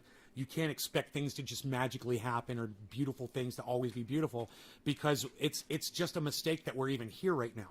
We're not going to be here much longer. We were just a blip in this universe. And this may never, ever, ever happen again in all of time. It may never happen again. Shahar Golan, you're from Israel. Right on, buddy. You miss me, Shahar Golan? Shahar, I don't know you. What, have you been watching my show? Right on. You used to never eat sugar. Right? There was a time when I didn't eat sugar and I was really aggressive and the show was doing really well. And I got into that relationship, and within a month I was drinking Coca-Cola. Within a month. And then after the relationship, to kind of make up for the sadness and the loneliness, then I started ordering cases of Oreo cookies. Not a box, but cases. 12 fucking boxes of Oreo cookies, and I'd put it in my cupboard, and I'd have Oreos every day. I wasn't addicted to them, but I enjoyed them, and it was just something that I did and I didn't even think about. I never craved Oreo cookies. I kind of forced them on myself, and stopping was so easy to do. When I stopped eating Oreos, people say Oreos are just as addicting as cocaine, and I totally disagree. I never craved Oreos. You know what I craved? It was the fucking chocolate milk, man. It was that instant burst of sugar that you get from the chocolate milk, because it's already liquefied. It goes in your body and you get that sugar rush, and then you crash. But I wanted to crash. I wanted to go to sleep. I wanted to sleep in the middle of the day, and the sugar helped me do it because I thought it was important that I take a nap in the middle of the day. What's more important is that I don't put sugar in my body. And if I'm not tired, then all that matters is that I get that 8 hours at night. And I've been getting 8 hours. Try to get the Mexican Coca-Cola. At least they use real sugar. Radical left. Radical left. Do not ever give my audience advice ever again.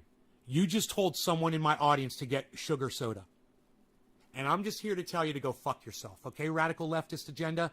Don't ever try that shit again. Don't ever give one of my friends fucking your stupid fucking advice. Hey, David Campione, personal friend of mine. Don't listen to radical leftist agenda. He's trying to fucking poison you with his indoctrinated bullshit. He literally thinks that if you get sugar from another source, that makes it okay. Radical leftist agenda, you're indoctrinated. Shut the fuck up. Sorry, I had to rewind because I didn't hear what you said about Kyle Kullinski. Can anyone do a quick recap? Lol. Real sugar is the problem. Real sugar is the problem. Thank you. Who said that? It's sugar, period. You know, you're so addicted to sugar, radical left. You know, you'll sit here and make up shit. Oh, have the real sugar. Yeah, that's better for you. Yo, David Campione, get the real sugar from Mexico. Mexican sugar is better because it's real sugar. Get that sugar instead. Mr. McDabberduber, thank you, buddy. I appreciate what you said. All sugar is bad. Yeah, DC doesn't need you to fucking lie to him about sugar. He knows all sugar is bad. What about coffee? Stephen Culbertson. Coffee's fine. Coffee does not have sugar in it. Drink coffee with no sugar. I'm doing it right now. And don't put artificial sweetener in it. Get used to black coffee like a goddamn commando. Pretend you're fucking Rambo drinking that shit. Toughen up a little bit. Toughen up a little bit. I'm sorry, I'm owned by the government. And your name is Radical Leftist Agenda, and you say, I'm sorry, I'm owned by the government. You are, bro. You are so indoctrinated. So I'm going to unindoctrinate you. I'm going to fix your brain, bro. And the way to get you to start your brain working better, guys, your IQs will go up when you stop eating sugar. Your ability to look at something and analyze it and see it for what it is, that's going to improve. The speed at which you do that will quicken. You will be sharper. Your words will come to you better. You'll be able to type out something in a full sentence to me instead of being no or yes or I agree. You know, you'll actually be able to type a whole sentence that makes sense, and I'll read it and I'll be like, yeah, right? Oh my God, I love this shit. I love when you guys are talking to me in real sentences and making sense, right? I love that shit. I love the communicating. Fructose is killer powder. Yeah, murder power. It's murder powder. Murder, not killer, murder. They're trying to murder you, bro. They're not trying to kill you. They're literally planning it. They're murdering you. It's premeditated murder. You know, they are guilty of premeditated murder. Go ahead and make a clip of this and put it on the goddamn internet. Big Poison is guilty of premeditated murder, and since corporations are people, my friend, we need to put them on trial and put all the corporations that are people, my friend, in prison, and the ones that are guilty of murder, they need to be executed until they're dead. It's the sugar, right? No sentence, it's the sugar. Murder power. Yes, I drink bottled water. Hey, Steven, yeah, bottled water is okay, but it's even better if you use your own filtration, because bottled water is a fucking lie, too. You're going to pay money and trust those motherfuckers to filter your water? Dude, listen, all the money that you would spend on bottled water, Steven, you could just go get yourself a Brita filter. Get a Brita and a zero water, okay? Take the Brita, filter it. Then take the filtered Brita water, pour it into the zero water filter, okay? Let that filter. Drink that. Your zero water filter will last forever if you pre-filter it with Brita. I don't know how bad the ppms are in your water, but it might not last as long as mine because I have 30 ppm well water. Sometimes it's 40. It goes to zero real easily. Nestle adds sugar to their water. Are you fucking kidding me, Billy? Is that on the bottle? You're lying. You're lying, right? You're lying, right? That's got to be a lie. You're joking. Callie, hey, I haven't seen you in forever. How's it going?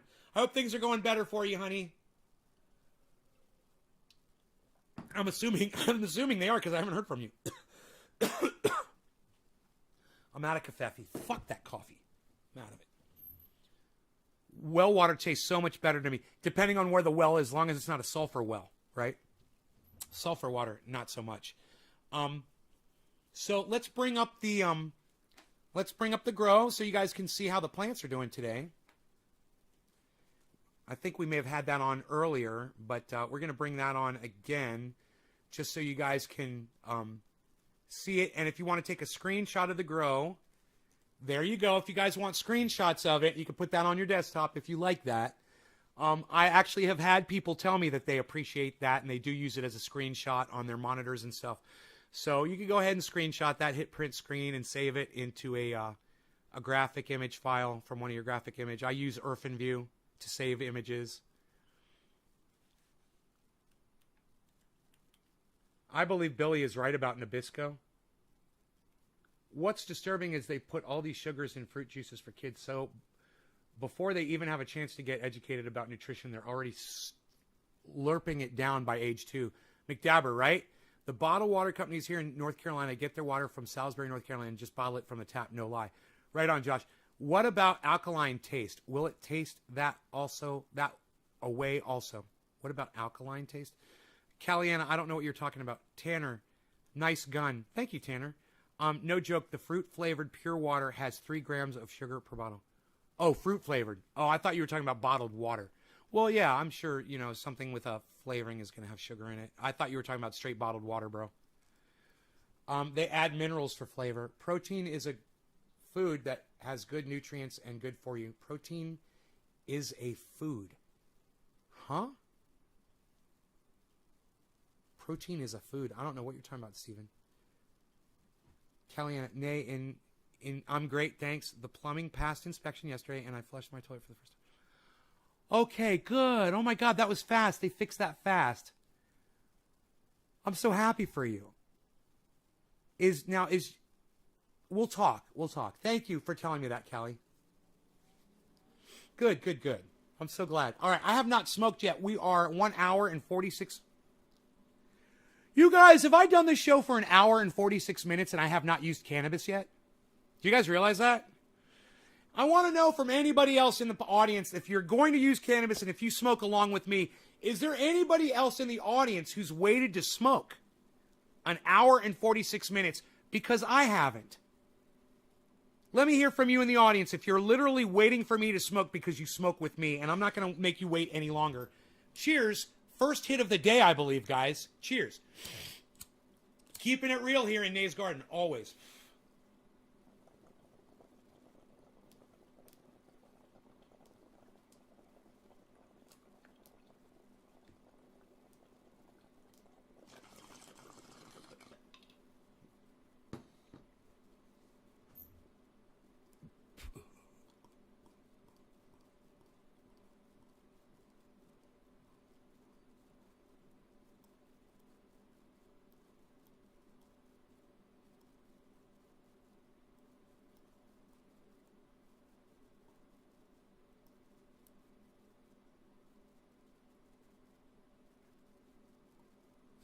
You've been waiting 10 minutes? Well, cheers, honey.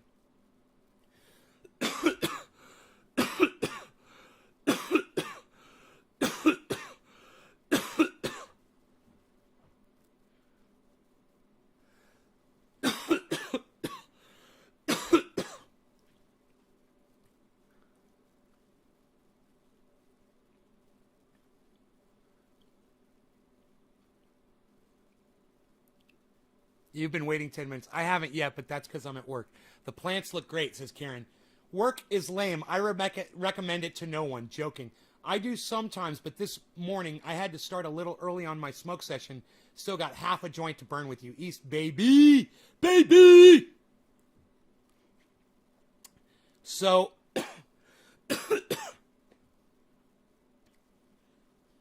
I can't believe I love doing the show. I can't believe we've been live for 1 hour and 48 minutes. I try to keep them an hour, and I've almost doubled this one just because I've been having so much fun with you all today. Before we get to anything else, I want to hear from y'all. Is there anything going on in the news? Is there anything that you've heard from any of my favorite podcasters lately that hopefully some of you guys are following that you want me to cover or discuss before we move on? Go ahead, bring it up now. Would be a good lull in this conversation. No, I caved, but do wait a lot of other times. Sorry. Megsy, that's fine. You guys don't have to wait for me to smoke. I was just wondering. I'm trying to engage you guys in conversation. I'd love it if you talk back to me. When I'm at home, I always wait for you to smoke. Nick Brown, really? The show is so nice we forgot to smoke, says Woodchuck Mantras. Thank you. Thank you, Woodchuck. I'm always email, red hot, ready to go. for keeping up with you, bro. Right on, Randy. Freedom Fox 1, nice pick. At my community garden, we built a high tunnel with metal frame. Pick. Freedom Fox 1, pick. This picture's moving, bro. What kind of a picture moves? That's a live shot, homie. You like it? You like my live shot? You didn't realize that was a live shot, huh? Which plants are yours in the greenhouse? Plants 1, 2, and 3. The ones closest to the camera. Mark's got the biggest one in the grow. Plant number 4. It's fucking huge. But if he doesn't show up and help, I'm gonna take his plants and I'm gonna tell him. I'm gonna be like, look, dude, you gotta come over. You gotta water. You gotta clean. You're gonna have to go in there with the weed eater. You're gonna have to do some shit, bro. I mean, you want me to grow your fucking plants for you, and you think you're gonna have 4, 8, 12 fucking pounds at the end of the year, and you've done absolutely nothing but just give me 3 clones? Okay, I could have bought the 3 clones, for $45. You haven't done 25 cents worth of labor around here. I've done 100% of it all. Yeah, you did build the fucking greenhouse a couple of years back, and I appreciate that. But you got paid for that work, bro. So he's fucking slacking. And, he came over the other day and he was covered in grease and oil. He went and sat on my couch and he ruined the fucking couch, man. It's got this massive stain on the couch. Now, massive where his ass was. It's just this huge oil stain. I'm so fucking angry about it, and I'm like, I got to call Stanley Steamer. That's going to cost me $300. Great friends, huh? Fires, you can't see the mountains. I'm sorry, Callie. Honey, if you need a place to escape ever, you're welcome over here. Bring van over, Bring the van. I like that. Just bring the van. Still doing live Trump. Is that okay? Is van acceptable? Was insane. Pac-Man's still doing live Trump. Pac-Man's still doing live Trump. I have to say that over and over again because it's just sinking in right now. Yes, David Pac-Man is still covering Trump, man. It's so pathetic, and I can't believe it. You just shocked me by saying that. I'm like, he is still... And, Donald Trump, thanks to people like David Pac-Man, Donald Trump's going to be president again, man. That's who the Republicans want, and that's who they're boosting up, and that's who they're backing. And if we don't lock his ass up for the crimes that he's committed, he's going to be our president. And he has committed crimes he is guilty of. He needs to go to fucking jail. He needs to at least get charged and be convicted so he can't run for president again. You want him to be president for 4 more years. You know what he's going to do, and I told you for the last 4 years, he's just making me more and more wealthy. More and more money for crypto, bro, that I could put into crypto. And that's all I'm going to do. If you guys elect Donald Trump again, I'm probably going to be worth $2 million by the time his 4 years is up.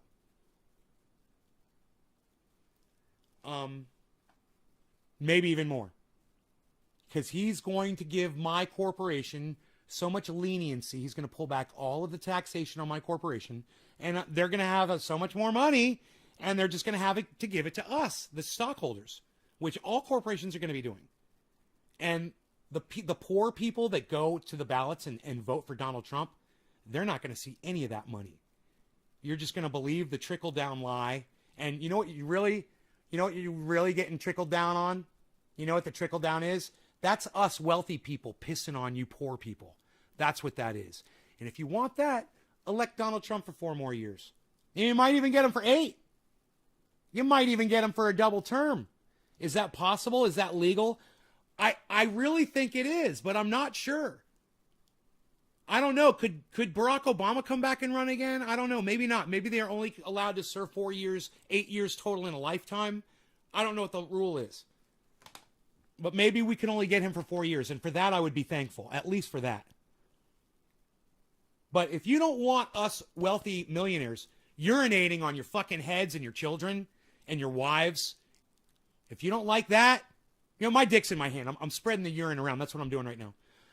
If you don't like that, if you think that that's shameful, then don't vote for Donald Trump and tell other people not to vote for Donald Trump too. Okay? Because, it sucks to have Joe Biden for president, and it would probably suck to have Kamala Harris for president. But you know what would suck more? wealthy people like me getting so much fucking money that we don't know what to do with it all. Meanwhile, we're pissing on all of you. That's the only way I can put it to try to convince you guys not to support Donald Trump. And to be vocal about not supporting Donald Trump on your social media and family and everybody and say, look, man, we don't want this. You know, we want Medicare for all. We want universal basic income. We want cannabis legalization. And there's, you know, Donald Trump didn't give it to you. Joe Biden is definitely not going to give it to you. And voting for him for another 4 years isn't going to give it to you. So here, I offer you this. I'm not telling you not to vote for Joe Biden. I'm just telling you not to vote for Donald Trump. If you want to vote for Joe Biden, that's on you. But I recommend that you stop voting, stop participating in this sham altogether. Don't vote. You know, people used to say don't vote and, oh, that's like burning the American flag. That's our privilege. I used to say this just recently. I would say this within the last few years. You could find me saying it. You know, voting is the one thing that we still have. We still have a voice here in America. No, we don't. I was wrong. We don't have a voice.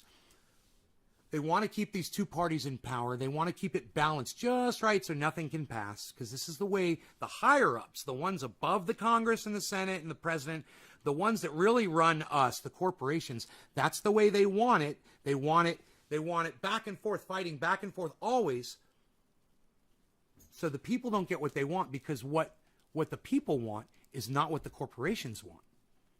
And it's fucking sickening, because you would think corporations would want the exact same thing that the people that made them and support them and work for them want and that they serve want, right?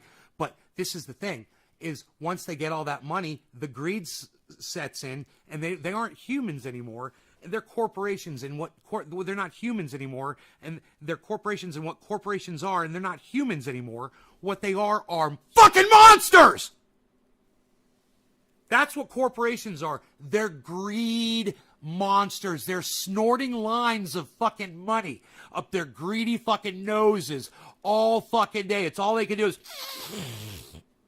snort up the cash, and it's all they can do is snort more cash, and they're addicted to it. The politicians, the corporations, all of them. And the corporations know if they keep doling out little lines of fucking money to the fucking politicians, it'll be just enough to keep this system gridlocked so nothing happens, and that's why nothing is happening.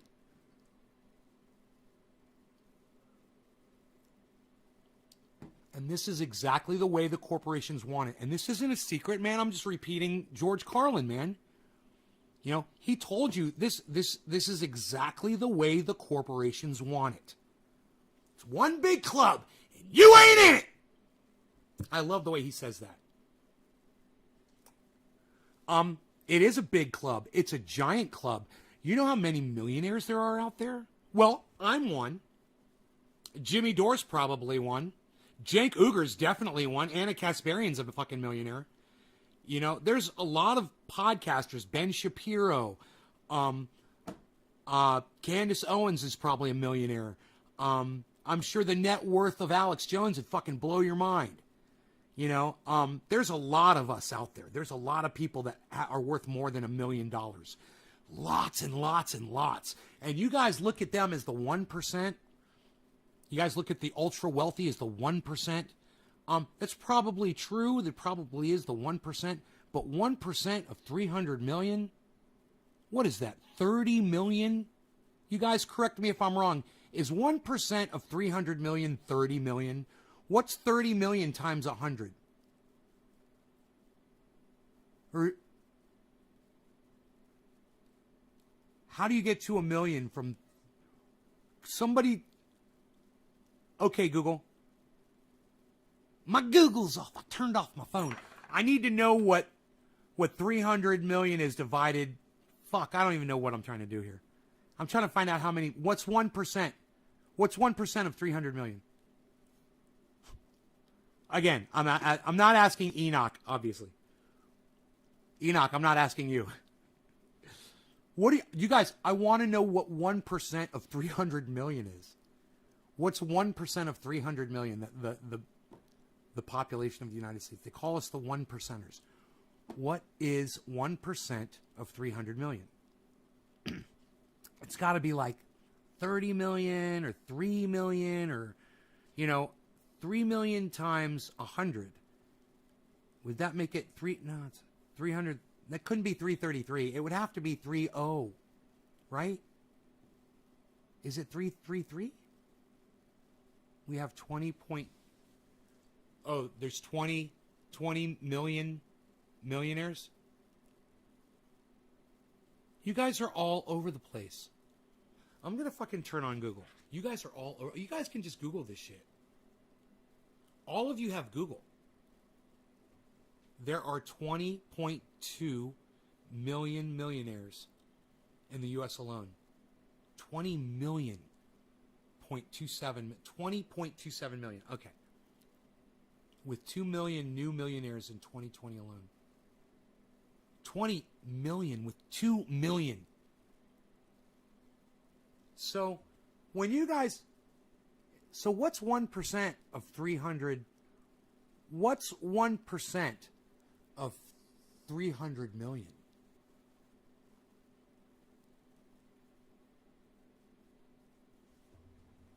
Suck my dick, Samsung. Okay, Google. Okay, Google. What is 1% of 300 million?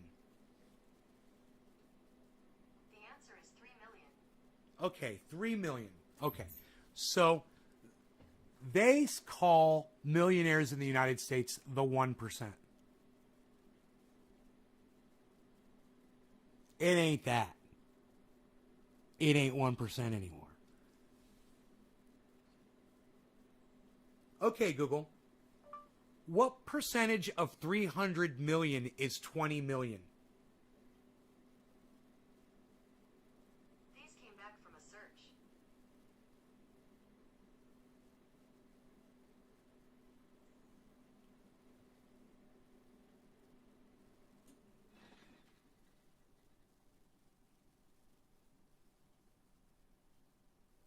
I need to figure that one out. What percentage of... I need to go to a percentage calculator. There's percentage calculators on the internet.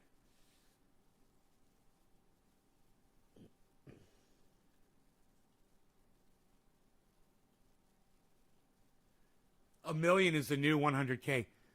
Dude, are you telling me that what did we say 1% of 300 million was?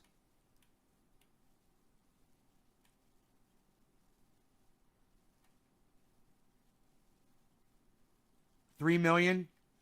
Are you telling me that there are fucking 3 million billionaires in the goddamn United States, bro? Okay, Google. How many billionaires in the United States? 614 billionaires. According to Wikipedia... They're not the 1%, bro. They're nowhere near 1%. No. They're not the 1%. There's less than 1,000 of them, bro. There's less than 1,000 billionaires in the United States. They are not the 1%. No. 1%ers are fucking millionaires. All right? So, if the 1% is millionaires, and I'm just telling you, that ain't the goddamn 1% anymore. There's so many fucking millionaires here. You said there's 20 million fucking millionaires in the United States? And none of those motherfuckers give a fuck about you. None of them give a fuck about you. You guys thought it was just this little 1%. I was just like, yeah, it's just like 3 million people. No, it's not 3 million people. It's 20 million people. It's not 1%. I don't know what 20 million is of... What percent is 20 of 300? Okay, Google. What percent of 300 is 20? According to less than B greater than percentage less than B greater than calculator. Percentage calculator. 20 is what percent of 300? Equals 6.67. 7. 7%. Not 1%. It's the fucking 7% now. Yeah. You hear that, oh, the 1%, they're wealthy. No, it's fucking 7%. Just so you guys know where the numbers are. They want you to think that there's not a lot of them, so they call them the 1%, so you guys don't realize how many there really are. And they couldn't give a fuck about you. You understand that?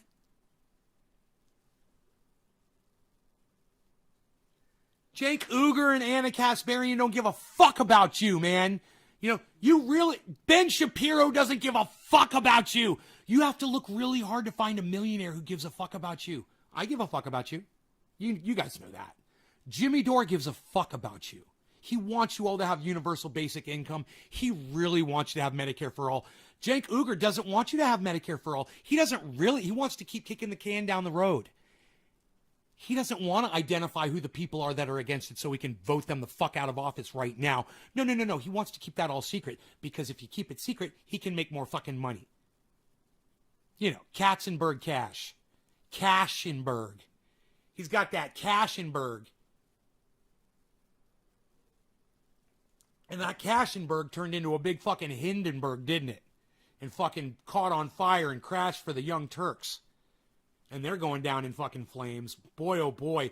While Jenks sits there and says, oh, our subscribers are going up. We're getting more and more people. Dude, you guys are fucking huge. Yeah, there's a bunch of idiots out there that are subscribing to your channel. But the people who are paying attention, not the sheep, the people who are paying attention, the actual activists, they all know, bro. They all know. You take your sheep and you keep bolstering your fucking, your cherry-picked points with sheep. While Jimmy Dore gets fucking hardcore activists that are literally paying attention, that are listening to the words, Jank. Anna, you fucking sexual harasser. You know, no one should ever mention Anna Kasparian's name with ever again without first saying sexual harasser accused by Jimmy Dore, Anna Kasparian, accused sexual harasser, Anna Kasparian.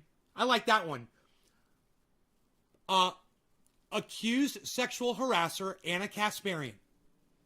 Yeah, she is an accused sexual harasser. That is what she is. And Jimmy Dore accused her of it. And that's what she is. And Jimmy Dore is a reputable man. There's a lot of people, including myself, who would stake their reputations. Oh, by the way, for those I want the 24 of you to know, because you're going to love this, why am I holding this up? Why would I be holding this up? For the 24 of you, I know there were more than 30 people here, and some of them were trendies and they left. So for those of you who are still here after 2 hours, I waited. I wanted to share something special with you guys. Why am I holding this up?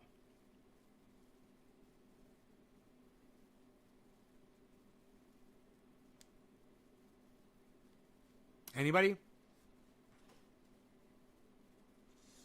Steve Running got it. Because and go on. Steve Culbertson says remedy. You're so out of the loop, Steve. Sent those to Jimmy. Go on. Yes, I did send them to Jimmy. More, please. Yes, and weave the narrative, people. Weave the narrative. Oh, weave the narrative. Let me hear the rest of what you should be saying. Keep going. Keep going. Keep going. Karen is wrong. Nope. Karen will get none and like it. Yes, Nick Brown. And they responded.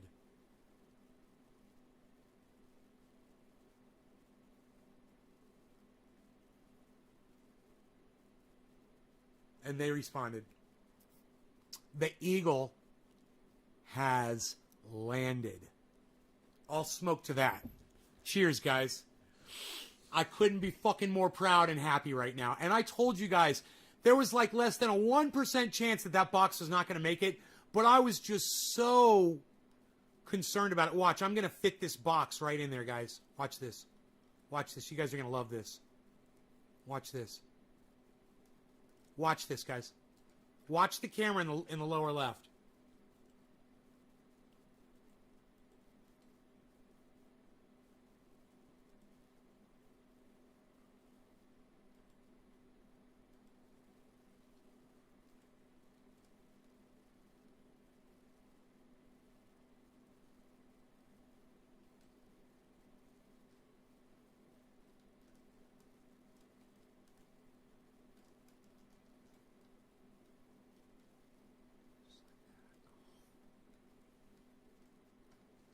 Boom. You guys like that? Cheers, guys.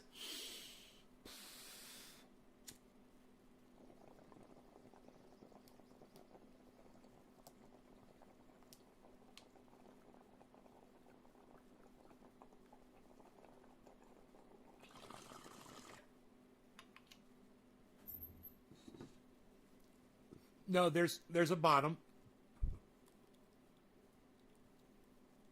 There's a bottom, Billy. It holds the dirt in.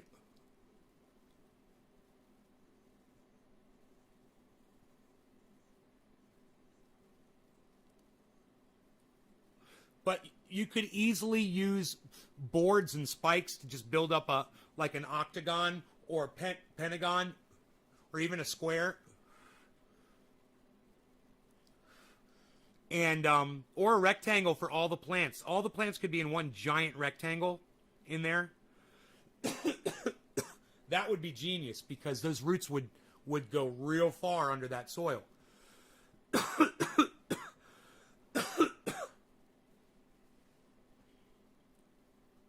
Enoch, I told you, can you buy more data? I will buy it for you. Enoch, I will buy your data for you. Can you buy more data? Let me know.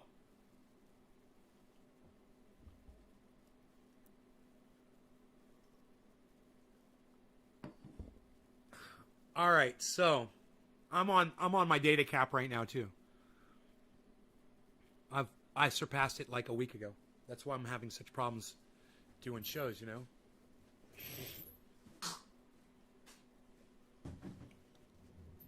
You know what I mean, Vern? Know what I mean?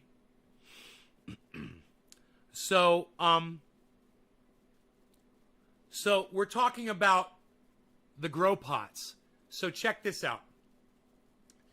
You fill the grow pots, Billy, before you put the roof on, and you rent a Bobcat with a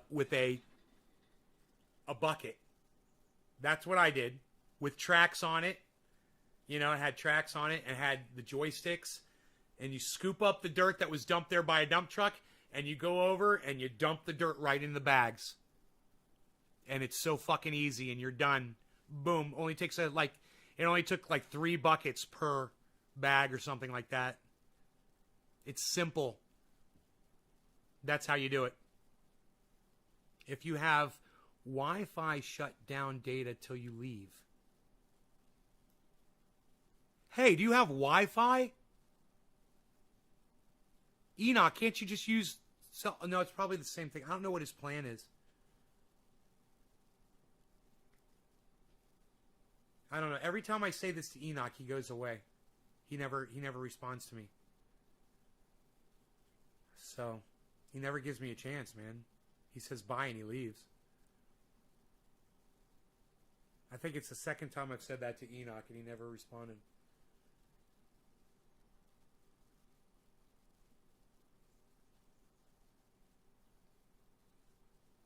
So,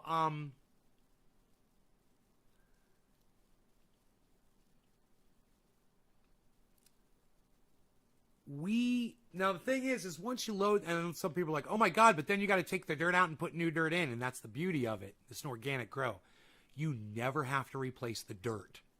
It's always the same stuff, so you never have to buy soil again. You buy it one time, and you're done. You're making vegetable compost in a separate compost pile, far, far away from there, hopefully, because a compost pile can attract bugs and things like that. You don't want it near your plants. But, you know, you got a big compost pile. You're throwing in your vegetable compost, your bags, you're building up on that. You're increasing that all the time. And you can always just add that to those pots. And what rots away in there, you replenish and you replace with amendments and compost and the vegetable compost. Loving the t-shirt? Thank you, Karen. You made me look at my data usage, and it said in 2021 my family used 98.6 thousand gigs. Wow. I wonder how much I've used, my data usage.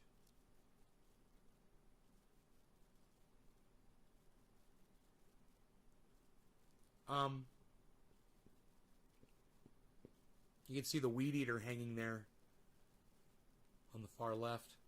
I fixed the walls last night. I went in there, I fixed the wall. I went in there yesterday on camera, and I watered in there. You could see me in there working and stuff. That's on last night's video. Hey, man, we could actually watch me in there working, and I could talk about that a little bit. Let's do that. We'll get away from the live shot here for a second. And I'll pull up the YouTube channel. I'll pull up the YouTube channel.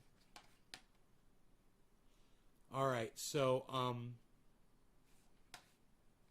and I'll pull up yesterday's show when I was in the grow, man.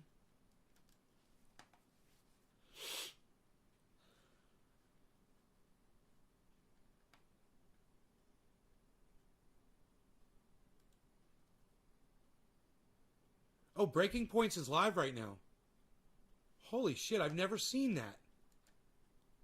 Dude, I've never caught Breaking Points live before. Let me make sure I have notifications turned on. Yeah! Crystal and Sagar, Chaos Erupts in Cuba. Holy shit, I'm sorry, guys. I'm getting distracted here a little bit, but I've never caught them live before. Guys, thanks so much for watching. That's right. Just as a reminder, you can become a premium subscriber today. Watch the full show completely uncut. Our reactions to each other's monologues. You get to listen to it. You get to ask us questions. All that good stuff. It's a fucking premiere, dude. It wasn't live. I hate that shit. It was a pre-recorded premiere. Fuck them. I hate YouTube for saying that. Oh, they're live. You click on it. Either they're not. I'm sorry if that scared you, buddy. Oh, it's live, or it's not live. You know, you go there and the thing ended. You don't even catch the end of it. It ended, and it still says they're fucking live. You know, some engineer, shit lips over there at fucking YouTube. Write it down. Write that down, or write this one down. It says live. You click on it. No, it's not live. It's a fucking pre-recorded premiere. Suck my dick. And it's ending. And it was just ending when I pulled up to it. Suck my dick. It wasn't live. It was a premiere. You should have said live premiere, not live. I thought I was going to a fucking podcast. Just wasting my fucking time. Hands down the most controversial. That is the video. And you can literally see a video of the grow in the thumbnail. It's called Hands Down the Most Controversial ... podcaster on the internet. You're looking at him. It's me. But I'm really not, because nobody listens to me. But I could be.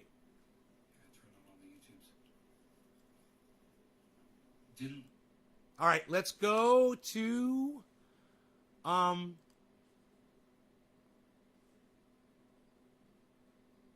somebody came into the chat yesterday and said, I was showing my grow and said, "You are in Lake County, California." And I blocked him and I was like, "Yeah, I am, and everybody fucking knows it, you dumbass. I talk about it all the time. You fucking idiot. Fucking little doxer wannabe. Little fucking. Oh, did you hear me talking right there? That was cool. I said I was going down to the grow. Okay, so I'll get down in there. In 30 seconds, I'll appear in the grow. Here we go. This should be fun, and I'll talk about this so you guys can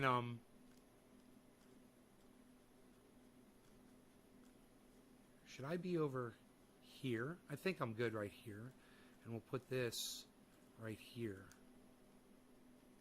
And we'll straighten it out. There we go. And enter trendy nay. Oh, I'm dropping frames. Enter trendy nay.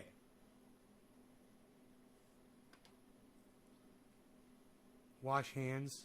Randy Church. You pay for live, nay. Steve Running. You pay for live? So a mole will usually pop up and hit that, and they won't make a nest there. Because they can't. They can't burrow through because there's chicken wire flat on the ground. So they'll move on. And keep them, and we've got that underneath the grow pots. So it goes underneath the grow pots, and then around them as well, there's chicken wire. It keeps the moles out, and it works really good. So the give and take with the chicken wire is you have a problem with weeds popping up. So what I'm thinking about doing is laying down panda wrap in there. Once I am completely eradicated, I might even level the floor out a little bit. I'm not sure about that because Mark built it to the contour of the ground. So we might just leave it like that.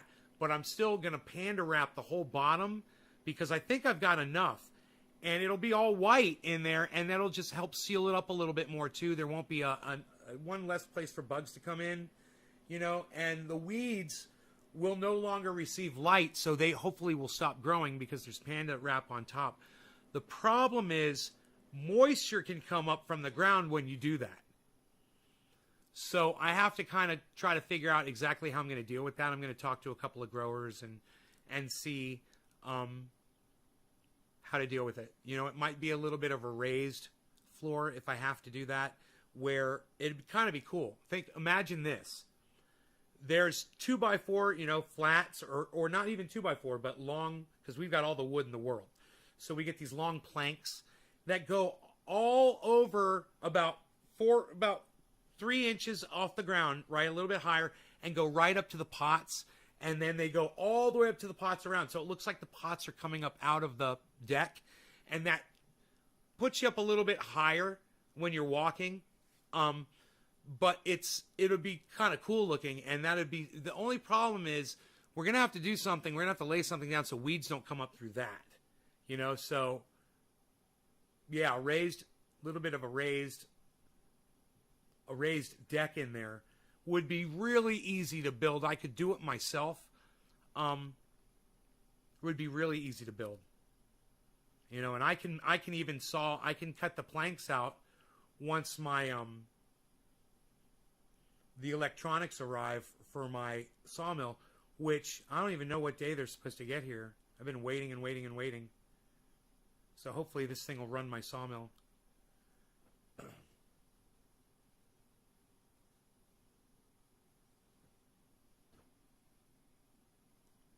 So you can see I'm not watering the plants, I'm watering the pots.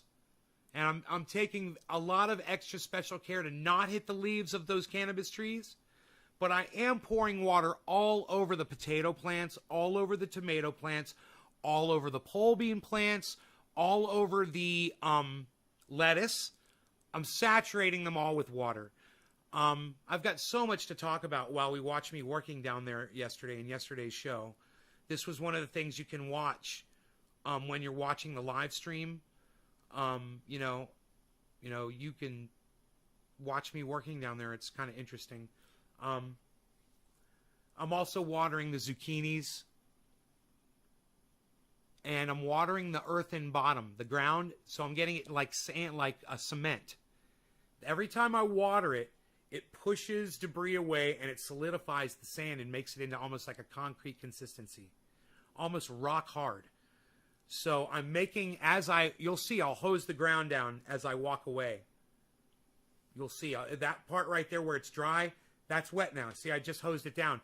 And the best thing you can do is hose it down, let it dry, hose it down again, let it dry, hose it down, let it dry again. Just a little sprinkle and let it dry and let it dry. And keep doing that, and you keep solidifying that sand until it becomes solid. And there's nothing in there really to disturb it. So there aren't a lot of animals walking across it. You know, there's no wind blowing on it. There's no debris.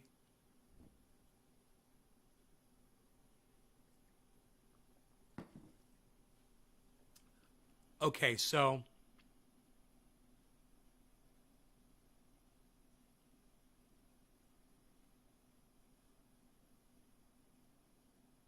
There was another point I was going to make about the watering that I'm doing. I'm saturating the pots completely with water.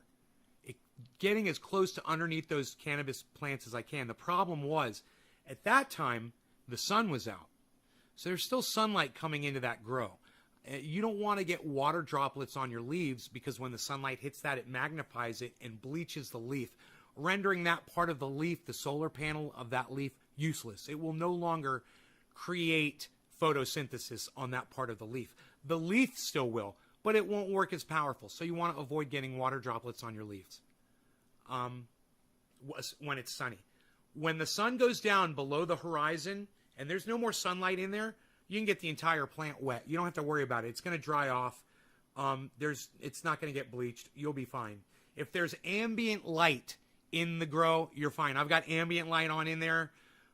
These LEDs, they're not powerful enough or close enough to magnify those droplets to harm the leaves. So I can keep those lights on with the water. Now, when you're talking about grow lights, it's the same thing as the sun. Be careful. You don't want to get water on your leaves. The grow lights will do the exact same thing. In fact, leaves that get too close to the grow lights will start bleaching white as well, giving you an indication that your light is too close to the top of your plant. Okay, so you can always top your plant to keep the plant away. You can low stress train it to keep the top away. You can use a net to keep the tops away from the light and keep weaving them so that they stay away from your light. So you can keep your light nice and close to the bulk of your plant, which is what we want to do. I should have Daniel build the floor. That you call him the flat earther. I love Daniel. Like I said, I love him like a brother. That's why it hurts me that he believes the earth is flat. It's so easily disproved. And he listens to this fucking, like I said, this gender confused, Eric DeVry, with that calm tone, the way he's the earth is definitely flat. We have proven that as confused I am about my sexuality, we have completely proven that the earth is flat. Rockets have landed on the moon. That is factually a lie. That is unprovable. NASA is a complete lie. It is all built around I'm just like, you want to fucking murder the guy just when you listen to him speak. Him and Nick, whatever the fuck, gender confused, they should start their own gender confused club, bro. Yeah, we're confused about our gender, so we're confused about our gender club. Just let it go, man. Just step out of the closet, boys. You can do it. I think my buddy did it when he was like 15 or 16 years old. He was like, hello, world. I am here. I am proud and I am queer. What's up? Hanging out. I am proud. Saying it loud. Yeah, my buddy was like that. He wasn't scared. Why are you such a pussy? You're a fucking adult. You're grown adults and you're still confused about your fucking sexuality. Just let it go, man. So let it go, man. Let your rainbow flags fly if you got one. I support you, man. But I'd support you a whole lot more if you did. If you kept it real. Just saying, man. I'm just saying. Hey, you guys want to hear the whole rant on that before I started dropping frames on this show? You can go back in this broadcast and listen to my Nick Grata, whatever his name is. Brata, whatever that guy's name is. I'm sorry, Brana? Nick, I'm sorry I don't know your name. I support your movement, bro. I want you to know that. I just wish you'd get a little bit more solid with your sexuality and be more of a leader than a soft-spoken wuss. Like I said, Bernie Sanders is so much more of a powerful leader than you.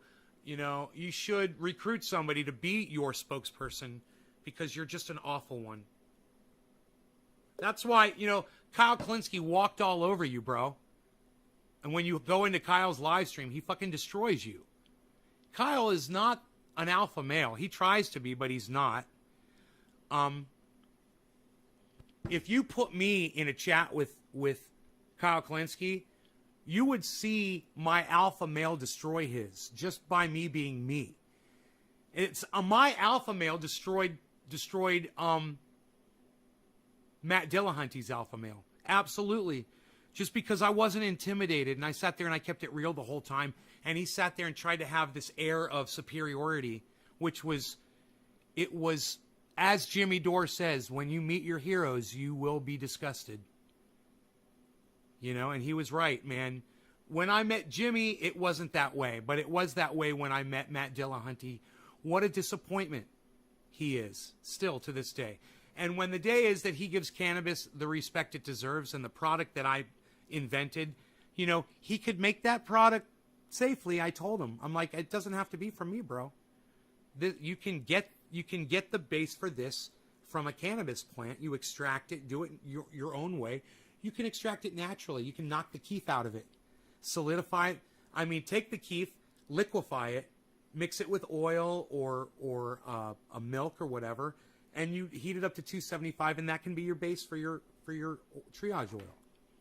Absolutely, and it'll work as long as you liquefy it and you bond it with your coconut oil in heat. It's going to work fine. We've got something else we need to talk about. It's some real bad news, and only 16 of you waited. It's so funny. I wait. Now I see we're 2.5 hours into the show, and I wait. Those of you that leave, all of you guys who think you're solid supporters of the show, and you won't keep it on in the background for whatever reason, now they're going to miss some fucking crazy bad news that I've got for you guys. You guys ready for the crazy bad news?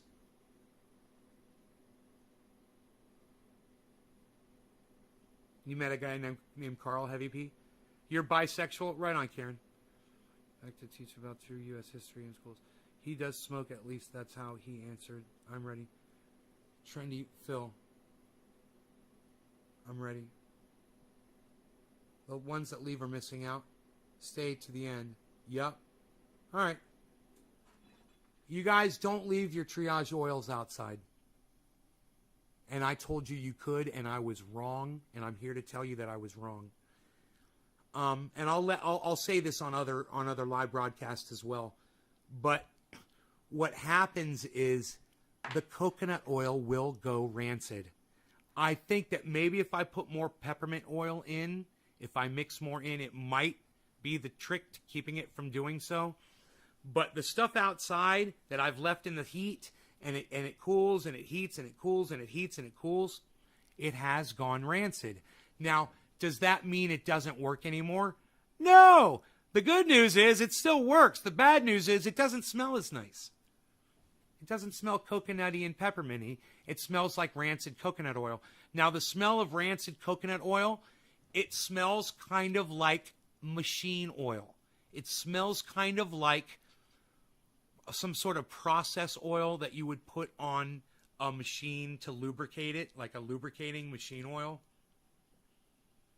It's gone stale, and luckily, the word rancid, I looked it up. It doesn't mean that it's not effective anymore. It means that it's got a bad smell, a bad odor, and that it's gone stale. But who's ever eaten stale bread before? Or stale cereal? Stale potato chips? I don't give a fuck. It's a little stale. Yeah, it's a little stale. Give me another one. I don't give a fuck. I got dip. Yeah, it's a little stale, but it's all I got. I don't have another bag in the cabinet. It's a little stale. I ain't got no more cereal. I don't care. I'll put milk on it. It'll be fine. Right? Well, with the triage oil, it goes stale if you do that. It will go rancid. And the good news is you can still use it. It lasts a long time. I've had that stuff outside for a long time, and I've used it for a long time, and it stayed fresh for a long time. But it's finally, and the heat, you know, it's been over 100 degrees outside. That triage oil has gotten up to 110, I guarantee you, has gotten up to 110 degrees. So, my advice, you could still keep it outside, just keep it out of the direct sunlight. If it's going to be over 100 degrees outside, bring it in the home. Take it inside. Don't let it get up to 100 degrees and cool and get up to 100 degrees. Now, I do keep my main triage oil warmed. It's probably at about 80 degrees, 85 degrees. I'd have to check it with a temperature gun. It hasn't gone rancid. The big 5-gallon jug hasn't gone rancid, luckily. But I'm going to keep it at a slightly lower temperature. It's melted still so I can get it on tap. But you really want to avoid high temperatures. This is what happened to me, and I don't want it to happen to anybody else. So when I told you guys that triage oil can be kept outside all you want, whatever, and I was so proud of it, I was wrong. It will go rancid, and it won't smell nice like mine does inside. It'll smell more like something you don't want. Let me go get some, and I'll describe to you what the smell is.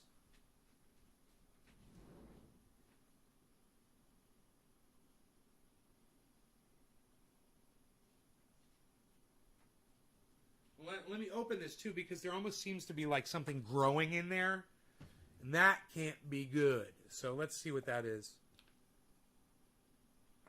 No, I think we're all right. Those, they look like bubbles. Let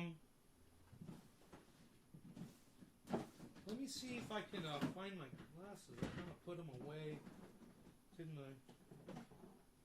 I kind of buried them here a little bit. But if I look here, I might just want to keep a pair on the desk, you know. I was trying to clean up the area and... Hello, everyone. Sophisticated Nay here once again to say hello. Oh, look, Nay's outside while I'm here. Ooh, the two personalities have finally split. Ooh, Look at Nay. He's so serious. Look at him. He's showing his ass crack. He doesn't even care. Oh, he's such a hard little worker bee. Look at him go. Oh, what is this I'm supposed to be looking here? Oh, crystallization. No, you're fine. We've got some beautiful crystallization here on the top. This is not a fungus. And I'm sure if you shake this, you'll be fine. But let's give it a little smell, shall we? Let's see what it smells like. While Trendy Nay is out there working in the garden, I will be here telling you what this smells like. Oh, okay, it has a slight peppermint odor, but there's something else. Oh, there is a stale, rancid smell going on. If you don't understand what rancid means, it simply means it's gone stale. It's been past its expiration. Now I have eaten expired food before, because, you know, Nay forces it down, but I'm here to tell you, this is tolerable. I don't know if I'd want to eat it. I don't know if I'd want to eat it. But let's do this. Here is the rancid oil. I've got rancid coconut oil. I'm going to just do this. I'm going to put it... Ooh, I don't... Okay. It is not a good smell. It's right here under my nose. I can smell this. I can taste the rancidness. Okay, Google. Okay, Google.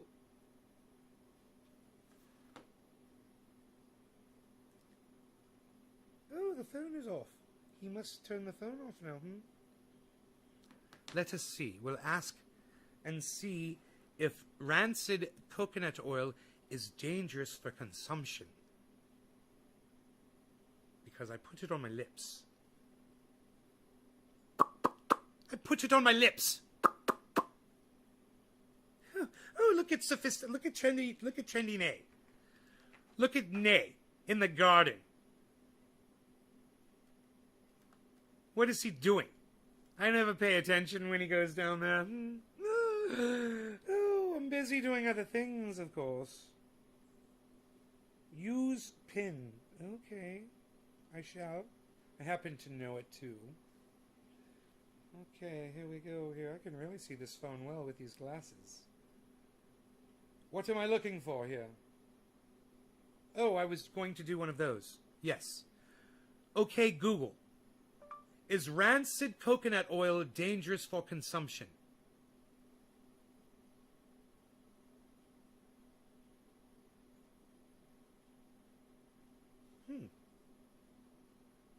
We'll type it in.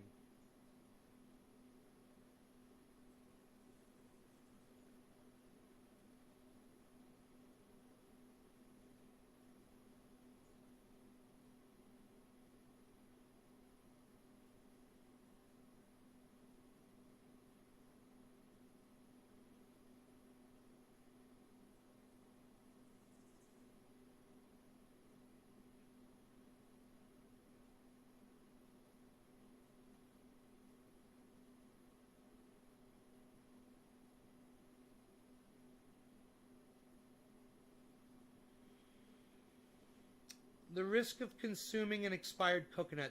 That means there is no specific date when you should throw it away. Still, consuming the spoiled and rotten coconut meat can lead to stomach ache, diarrhea, and vomiting. Always look for any cracks on the overripe coconut. Let's try the oil.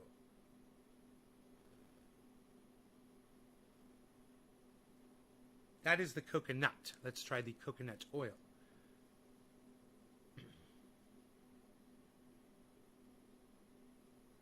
Eating rancid fat may not make you sick over the short term, but consuming rancid fat over time can negatively affect your health. Even health-promoting healthy fats will become unhealthy. Coconut oil can spoil. It rhymes. Coconut oil can spoil. Coconut oil can spoil. Coconut oil can spoil. Coconut oil can spoil. And believe me when I say that you'll know when coconut oil has gone rancid.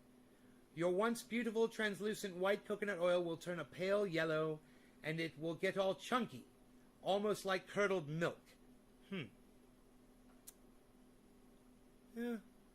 It is a little, there's a little granulars on the top there. Yes, I see. But I wonder if I shake it, if that goes away. Is rancid oil toxic?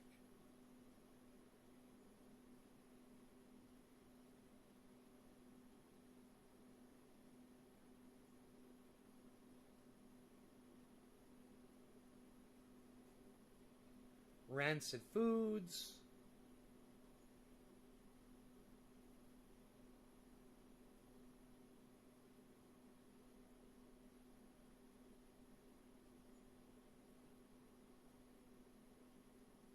Oh, well, you get the same just by eating regular coconut oil. You could get headache, dizziness, fatigue, swollen glands, joint or muscle pain, stomach upset, chills, hives, rashes, skin conditions, nausea. Oh, well, there you go.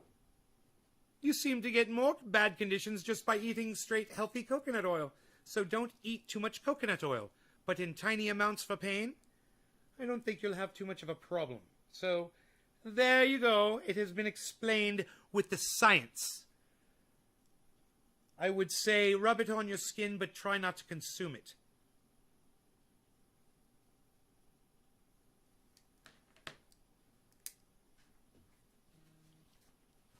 Fucking, why is my phone vibrating? Fuck that shit. Fuck you, phone. I thought you were off. Psst. Unreal. Let's shake this up. There's some residue in there. I see a little residue. I want to see what happens if I give it a good shaking. This is an old bottle, guys. That's an old bottle. But this stuff isn't as old because I'm sure it's been refilled multiple times. Okay, so looking at it, it does have some degree of debris in there. But understand, this has been used for a long time outside when my hands are dirty and I'm just dipping my fucking fingers in there. I'm literally just dipping my fingers in there and going like this. I'm put my fingers in, rub it all over my body. Put my fingers in, rub it all over my face and my neck. That's what I do. So I'm putting dirt and germs and whatever in this. That's not helping. But I think that aside from that, and there's times when I leave it open too, when I'm using it, it's sitting on the table, and I'm out there and I look over, I'm like, oh, I left that shit open. I got to put the cap back on it. You know? Right. Well, I was thinking, Billy, what if I increase the amount of peppermint oil?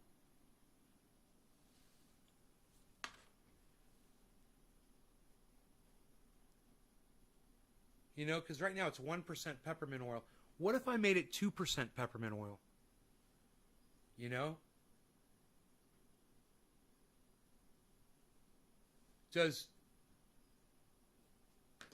It's on my lips right here.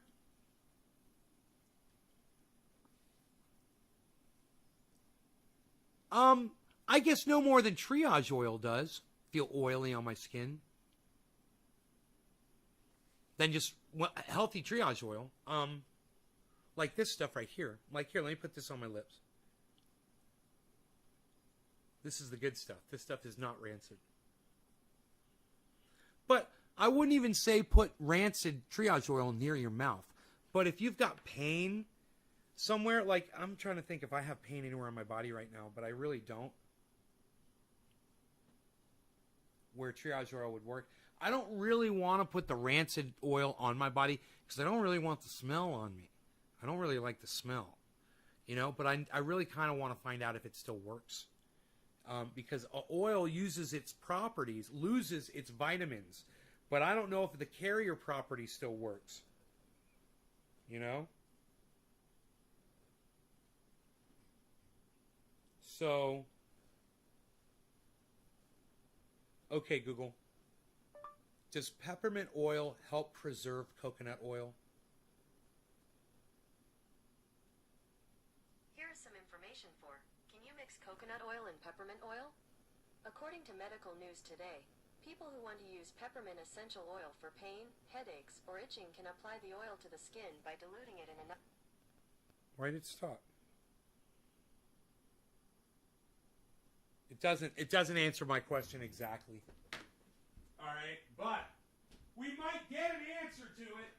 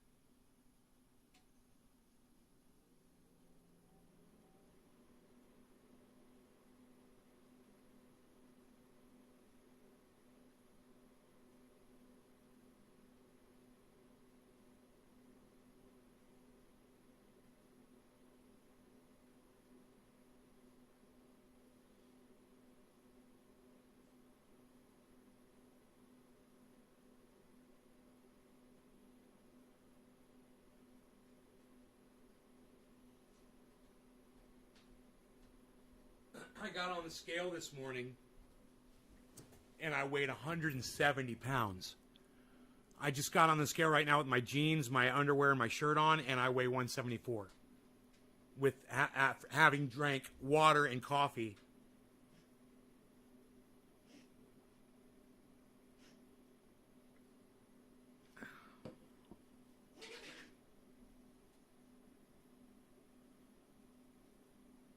Rogi's sneezing, man. I hope he doesn't have a foxtail in his nose.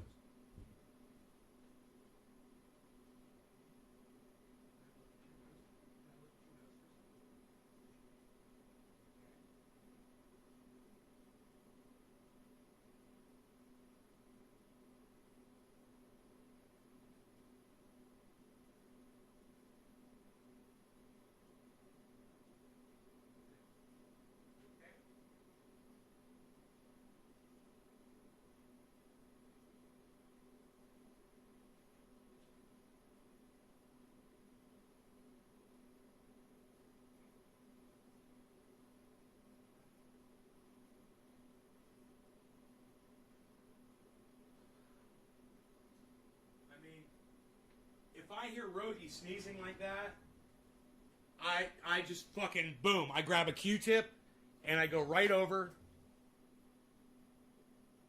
and I make sure there's not a foxtail in his nose, man. With a Q-tip, I go right into his nostril and I just kind of rub around and pull out. Because you want to make sure, you know, there could be a foxtail. The cat could bring them in and it could be on this carpet and he could fucking sniff it right up his nose. I don't see one, man. I don't see any foxtails. I try to keep the house super clean.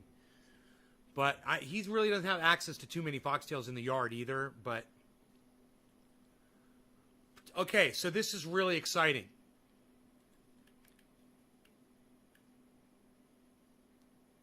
Philip, hey, Phil Webster, what's up? Google a popular flavoring in India cuisine can be used to preserve processed food.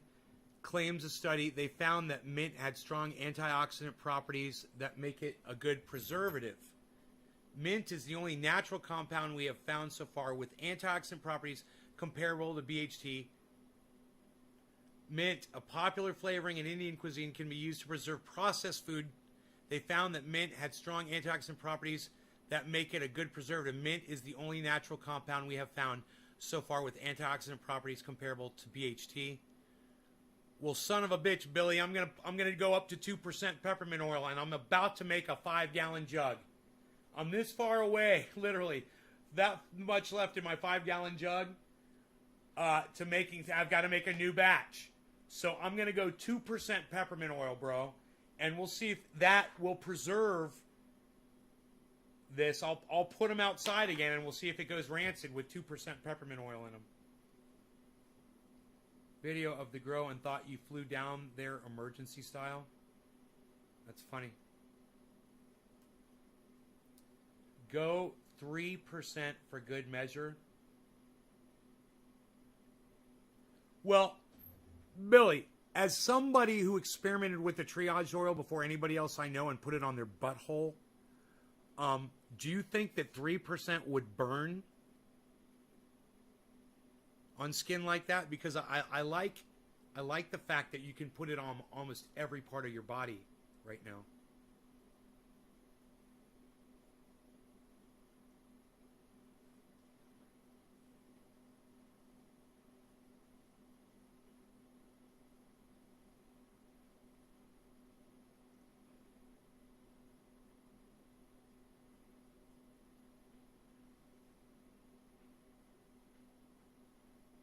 I mean, that's going to be a lot of peppermint oil when I think about it. If I'm doing 1% is a half cup.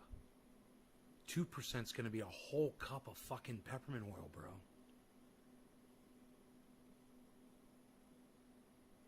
You know, 3% would be 1.5 cups of peppermint oil. I just think that would be too strong, man.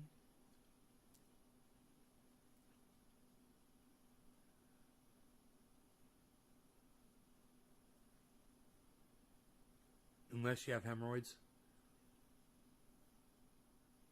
Yeah, that's motherfucking off script. Who's Dab Kush? Who is Dab Kush?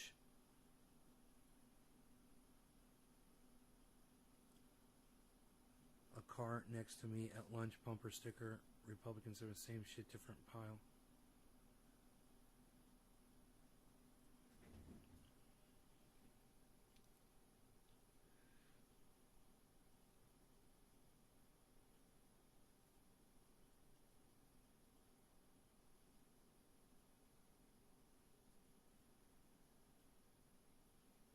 Same shit, different pile.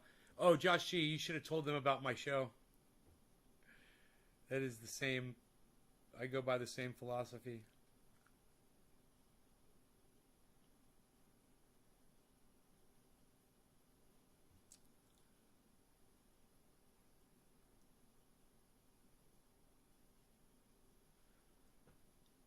Oh, this must have been when I was planting that lettuce, man. That's when I was planting the lettuce that I found on the ground.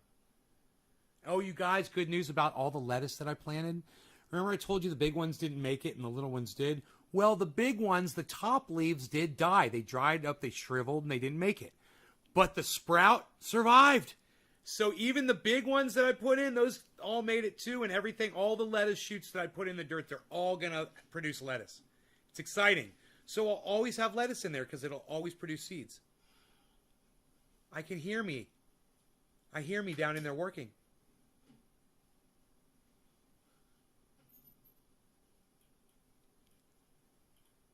That's cool. I hear the microphone.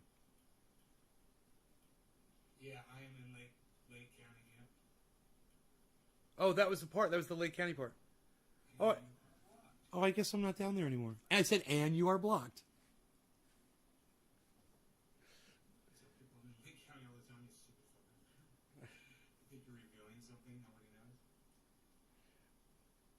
Always tie my hair back when I go outside. Did you guys enjoy that? It's a good habit. It's a good habit that I get into. I tie my hair back every time I go outside. You know, if I don't grab a hair tie and I'm outside and I want to start working, I always have to come back inside, grab a hair tie to go back outside because I don't want to get dust and dirt in my hair. You know, so I tie it back. And that's the way it's not flying like this, catching shit like a fucking fishnet. You know? It's just a lot easier for me to work and things like that. It's funny because you could totally see I still have it on. Watch how long it takes me to take it off. Like watching me water and feed the plants. And I also transplanted a lettuce. I found a lettuce growing on the ground. I transplanted that. And I got some good news. The lettuce that I thought died, it all came back. So I'm going to have a lot more lettuce than I originally anticipated, which is great. Last year it was bitter. The lettuce was a little bitter. This is the same breed of lettuce. But I don't know if because it's grown one time, one season. Copper Cab last night was that this morning? It was last night. Had a great fucking show. It was actually insane. His show was fucking insane, dude. He was going off. And I was in the chat, man. I was enjoying it. I didn't super chat him. But I went back to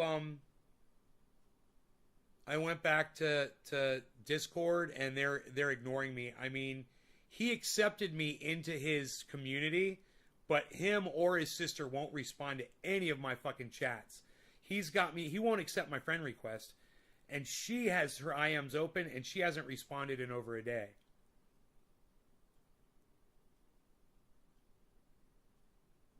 I think I'll have some choice words for both of them. I'm going to leave them a message and just be like, hey, I've been doing this just as long as you guys have. I want you to know that I'm part of your YouTube community. And this isn't how podcasters treat other podcasters. Whether you disagree or not, you know, I'm not whipping my titties out and pressing them together and doing sexual fucking innuendo like you guys are on your fucking show. And I'm just saying, man, you guys got a lot of fucking nerve not even saying no thank you to me. Just because you disagree with my fucking content.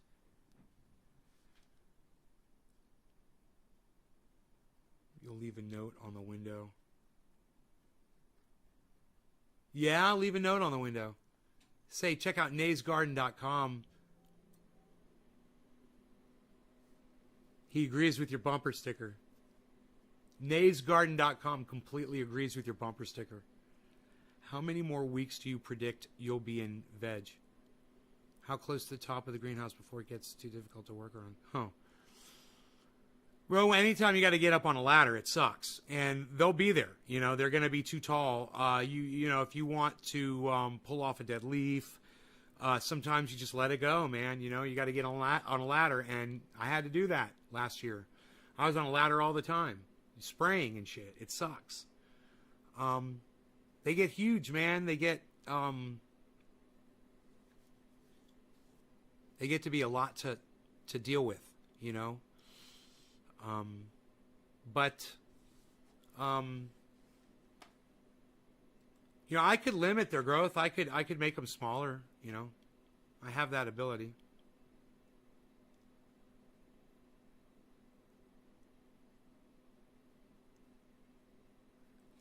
Dominic Leo is in the club. He's in the 710 club. Look at that. Karen McDonald is in the 420 or 710 club.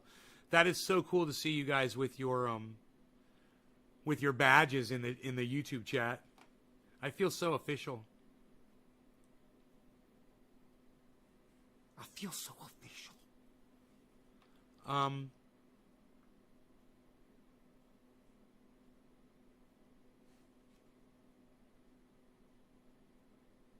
Yeah, so that was interesting watching me work around in there. I'm building a cloud swing in my shade garden, but I'm afraid of heights. Well, I'm afraid of heights too, but I'll be able to go up on my roof. I mean, I work on my roof all the time. I climb ladders and shit. I'm okay with that. The heights that I'm afraid of are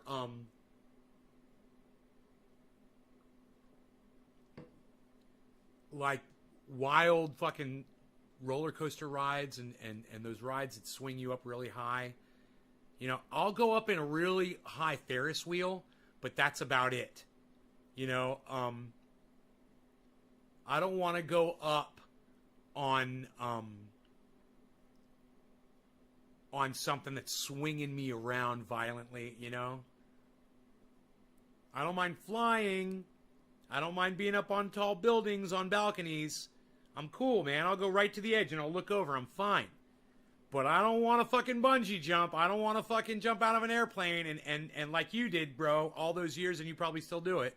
Billy Ballantyne, skydiver. Skydive instructor, right, Billy? Aren't you a skydive instructor? Like certified skydive instructor? My legs start shaking. I have a ton of skydives, but I can't climb ladders.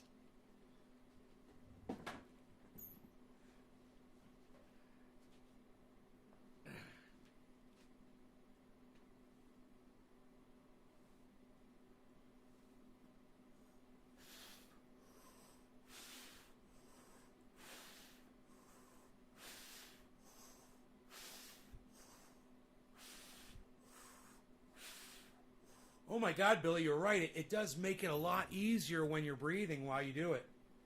Holy shit.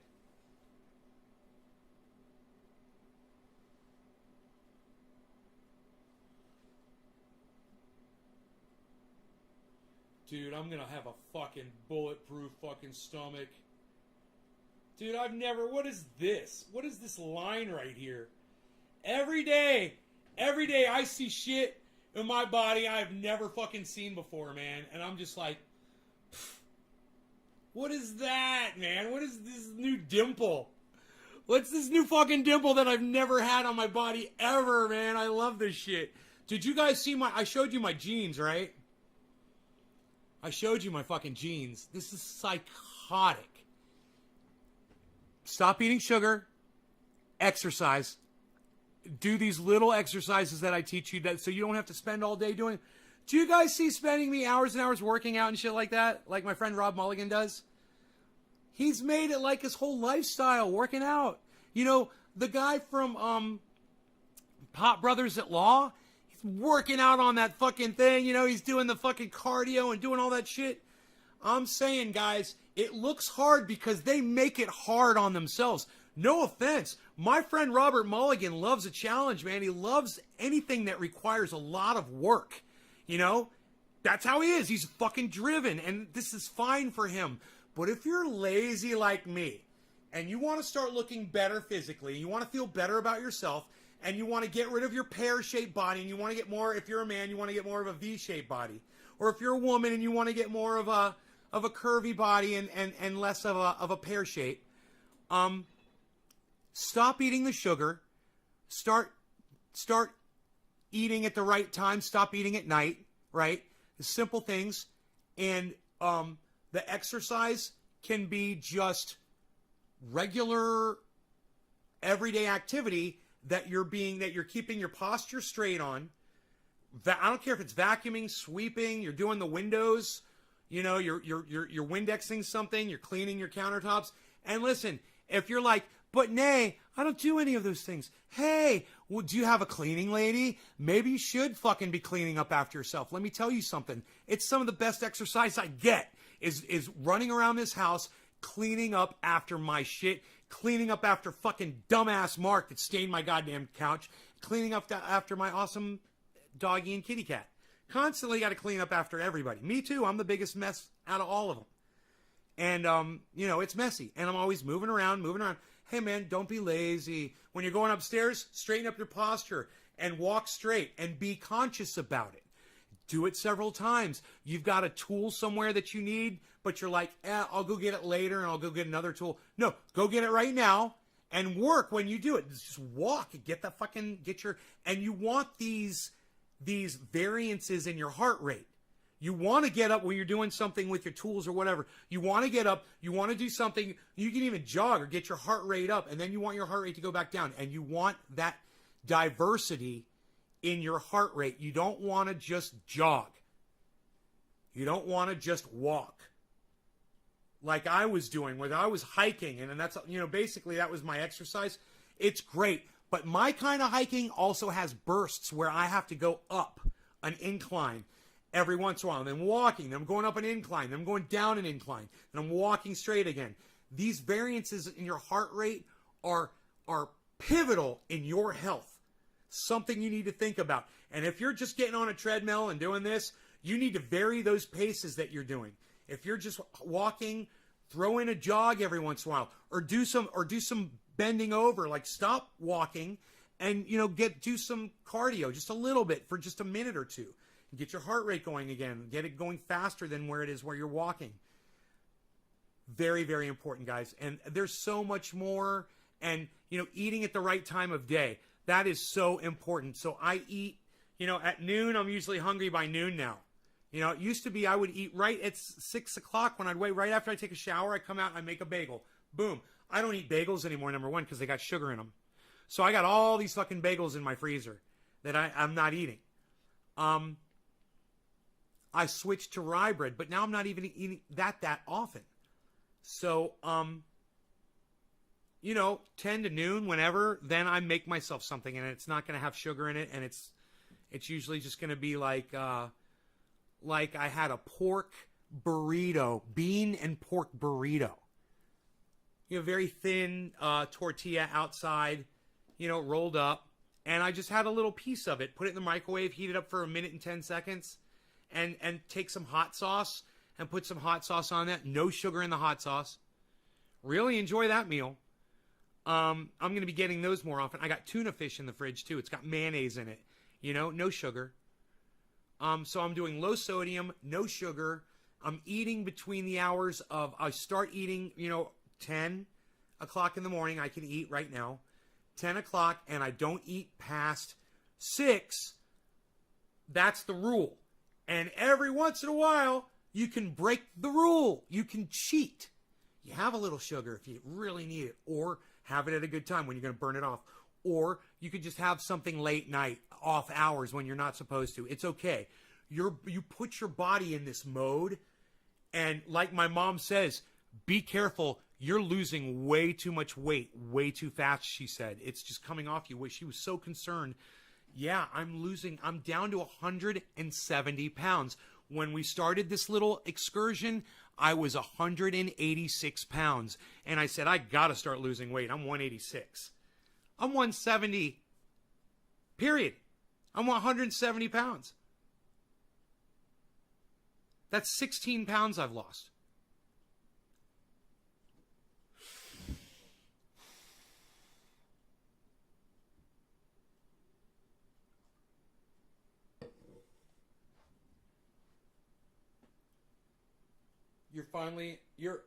You're a free fly instructor, yes, for AFF class. You're not current on your licensing. State of Texas issued arrest warrants on Dems who left state. Arrest warrants? Okay. Are they going to pursue the arrest warrants? Hey, what do you think of those Dems, Steve, running that left the state? What do you think of those people?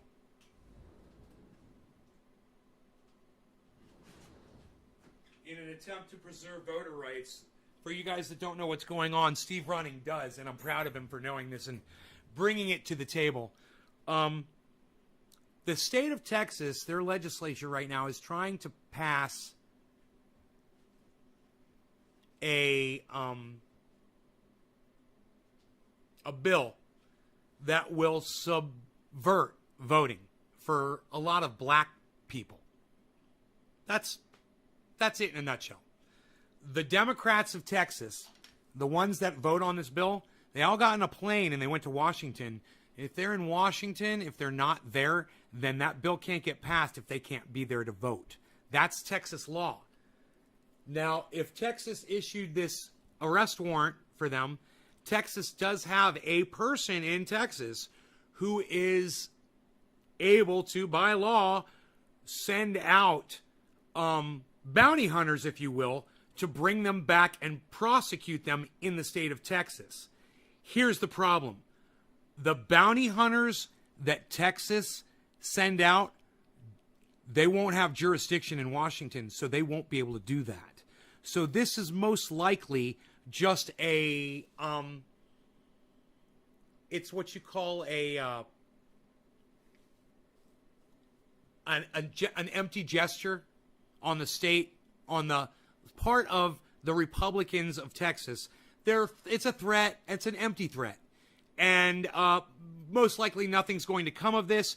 And most likely the United States federal government, who Kamala Harris has already spoken out, and I must say, first good thing you'll ever hear me say about Kamala Harris. Right here, write it down.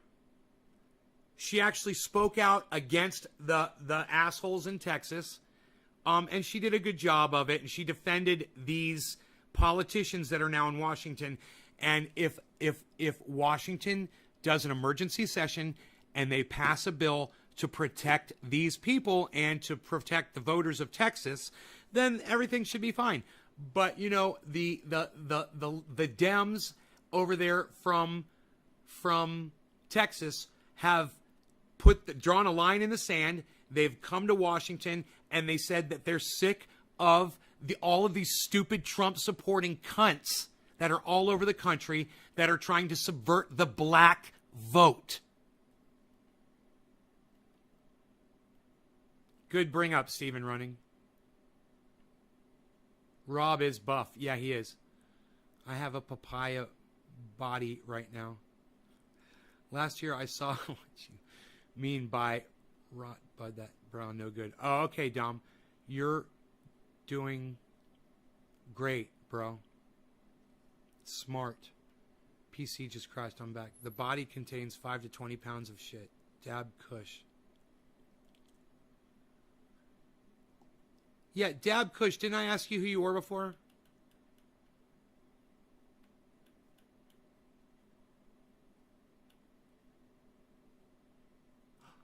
Oh, we smoked at Chalice. Were you Ninja Dab? Were you Ninja Dab? Was that you? Who were you when we smoked at Chalice? This is great. This is your life.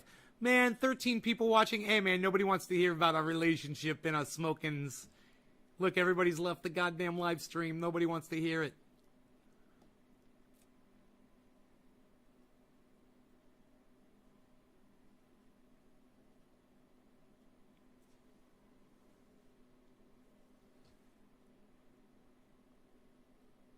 Hold on a second.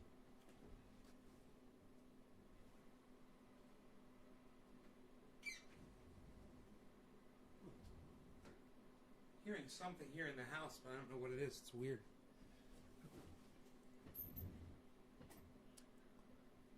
It's like a ringing sound. Theater. Woo. Does your gremlin still work? DC's. I'm still here, says Tanner. There's only 13 of you now. I'm about to close the show because now it's 12. When people leave, I shut the show off because if my live stream, if you guys aren't interested, then people that are watching this in the future will have lost interest a long time ago. And make a doctor phone calls.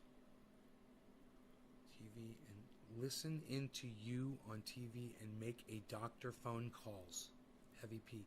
Nay, they're doing this so no attention to real stuff.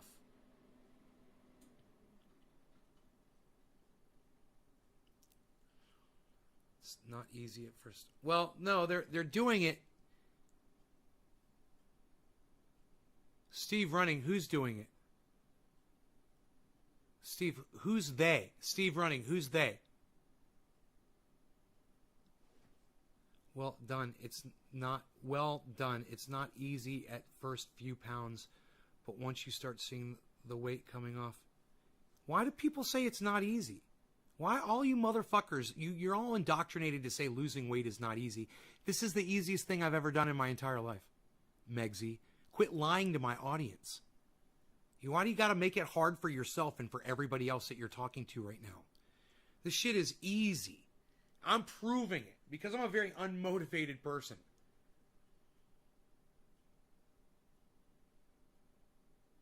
Mainstream media is doing what? What is mainstream media doing, Stephen?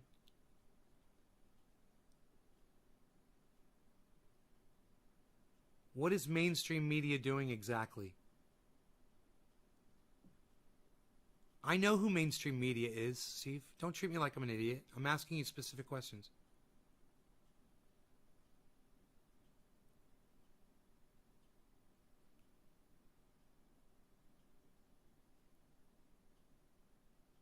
You think I don't know who mainstream media is? They're doing what? You said they're doing this. They're doing what? They're doing what?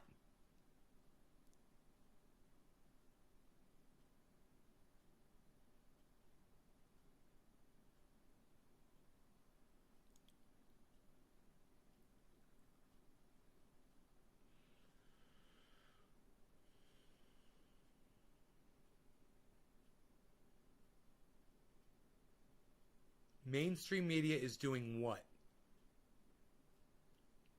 I'm talking about, I ask you guys what you guys think about the politicians that left Texas. How do you feel about them? They left Texas for voter rights. They're in Washington now, and you start talking about mainstream media, Assange, and Yemen. This is a problem, Steve Running. I'm trying to chain together how what I'm talking about relates to what you're talking about.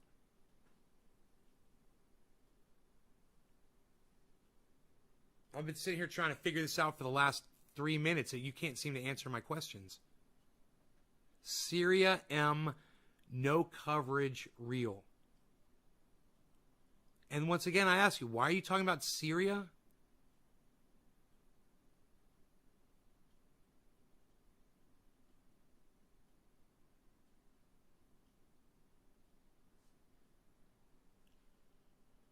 Jackie says, ha, ha, ha, ha.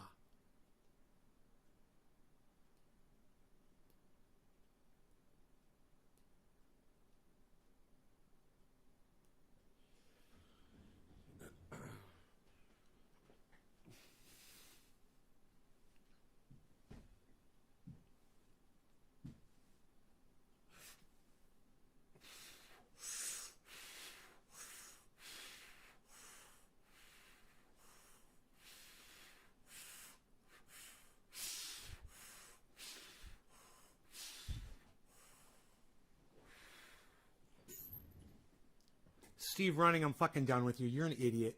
Fuck off, dude. You're such an asshole. Now you just say the name Aaron Mate. Fuck off, Steven. Dude, I'm literally sitting here talking about... Just fuck off. You guys, everyone take care. I'll see you guys later. Love you guys. 20 seconds of me waving goodbye to everybody except for Steven Running, who's an asshole. You're a fucking asshole, Steve.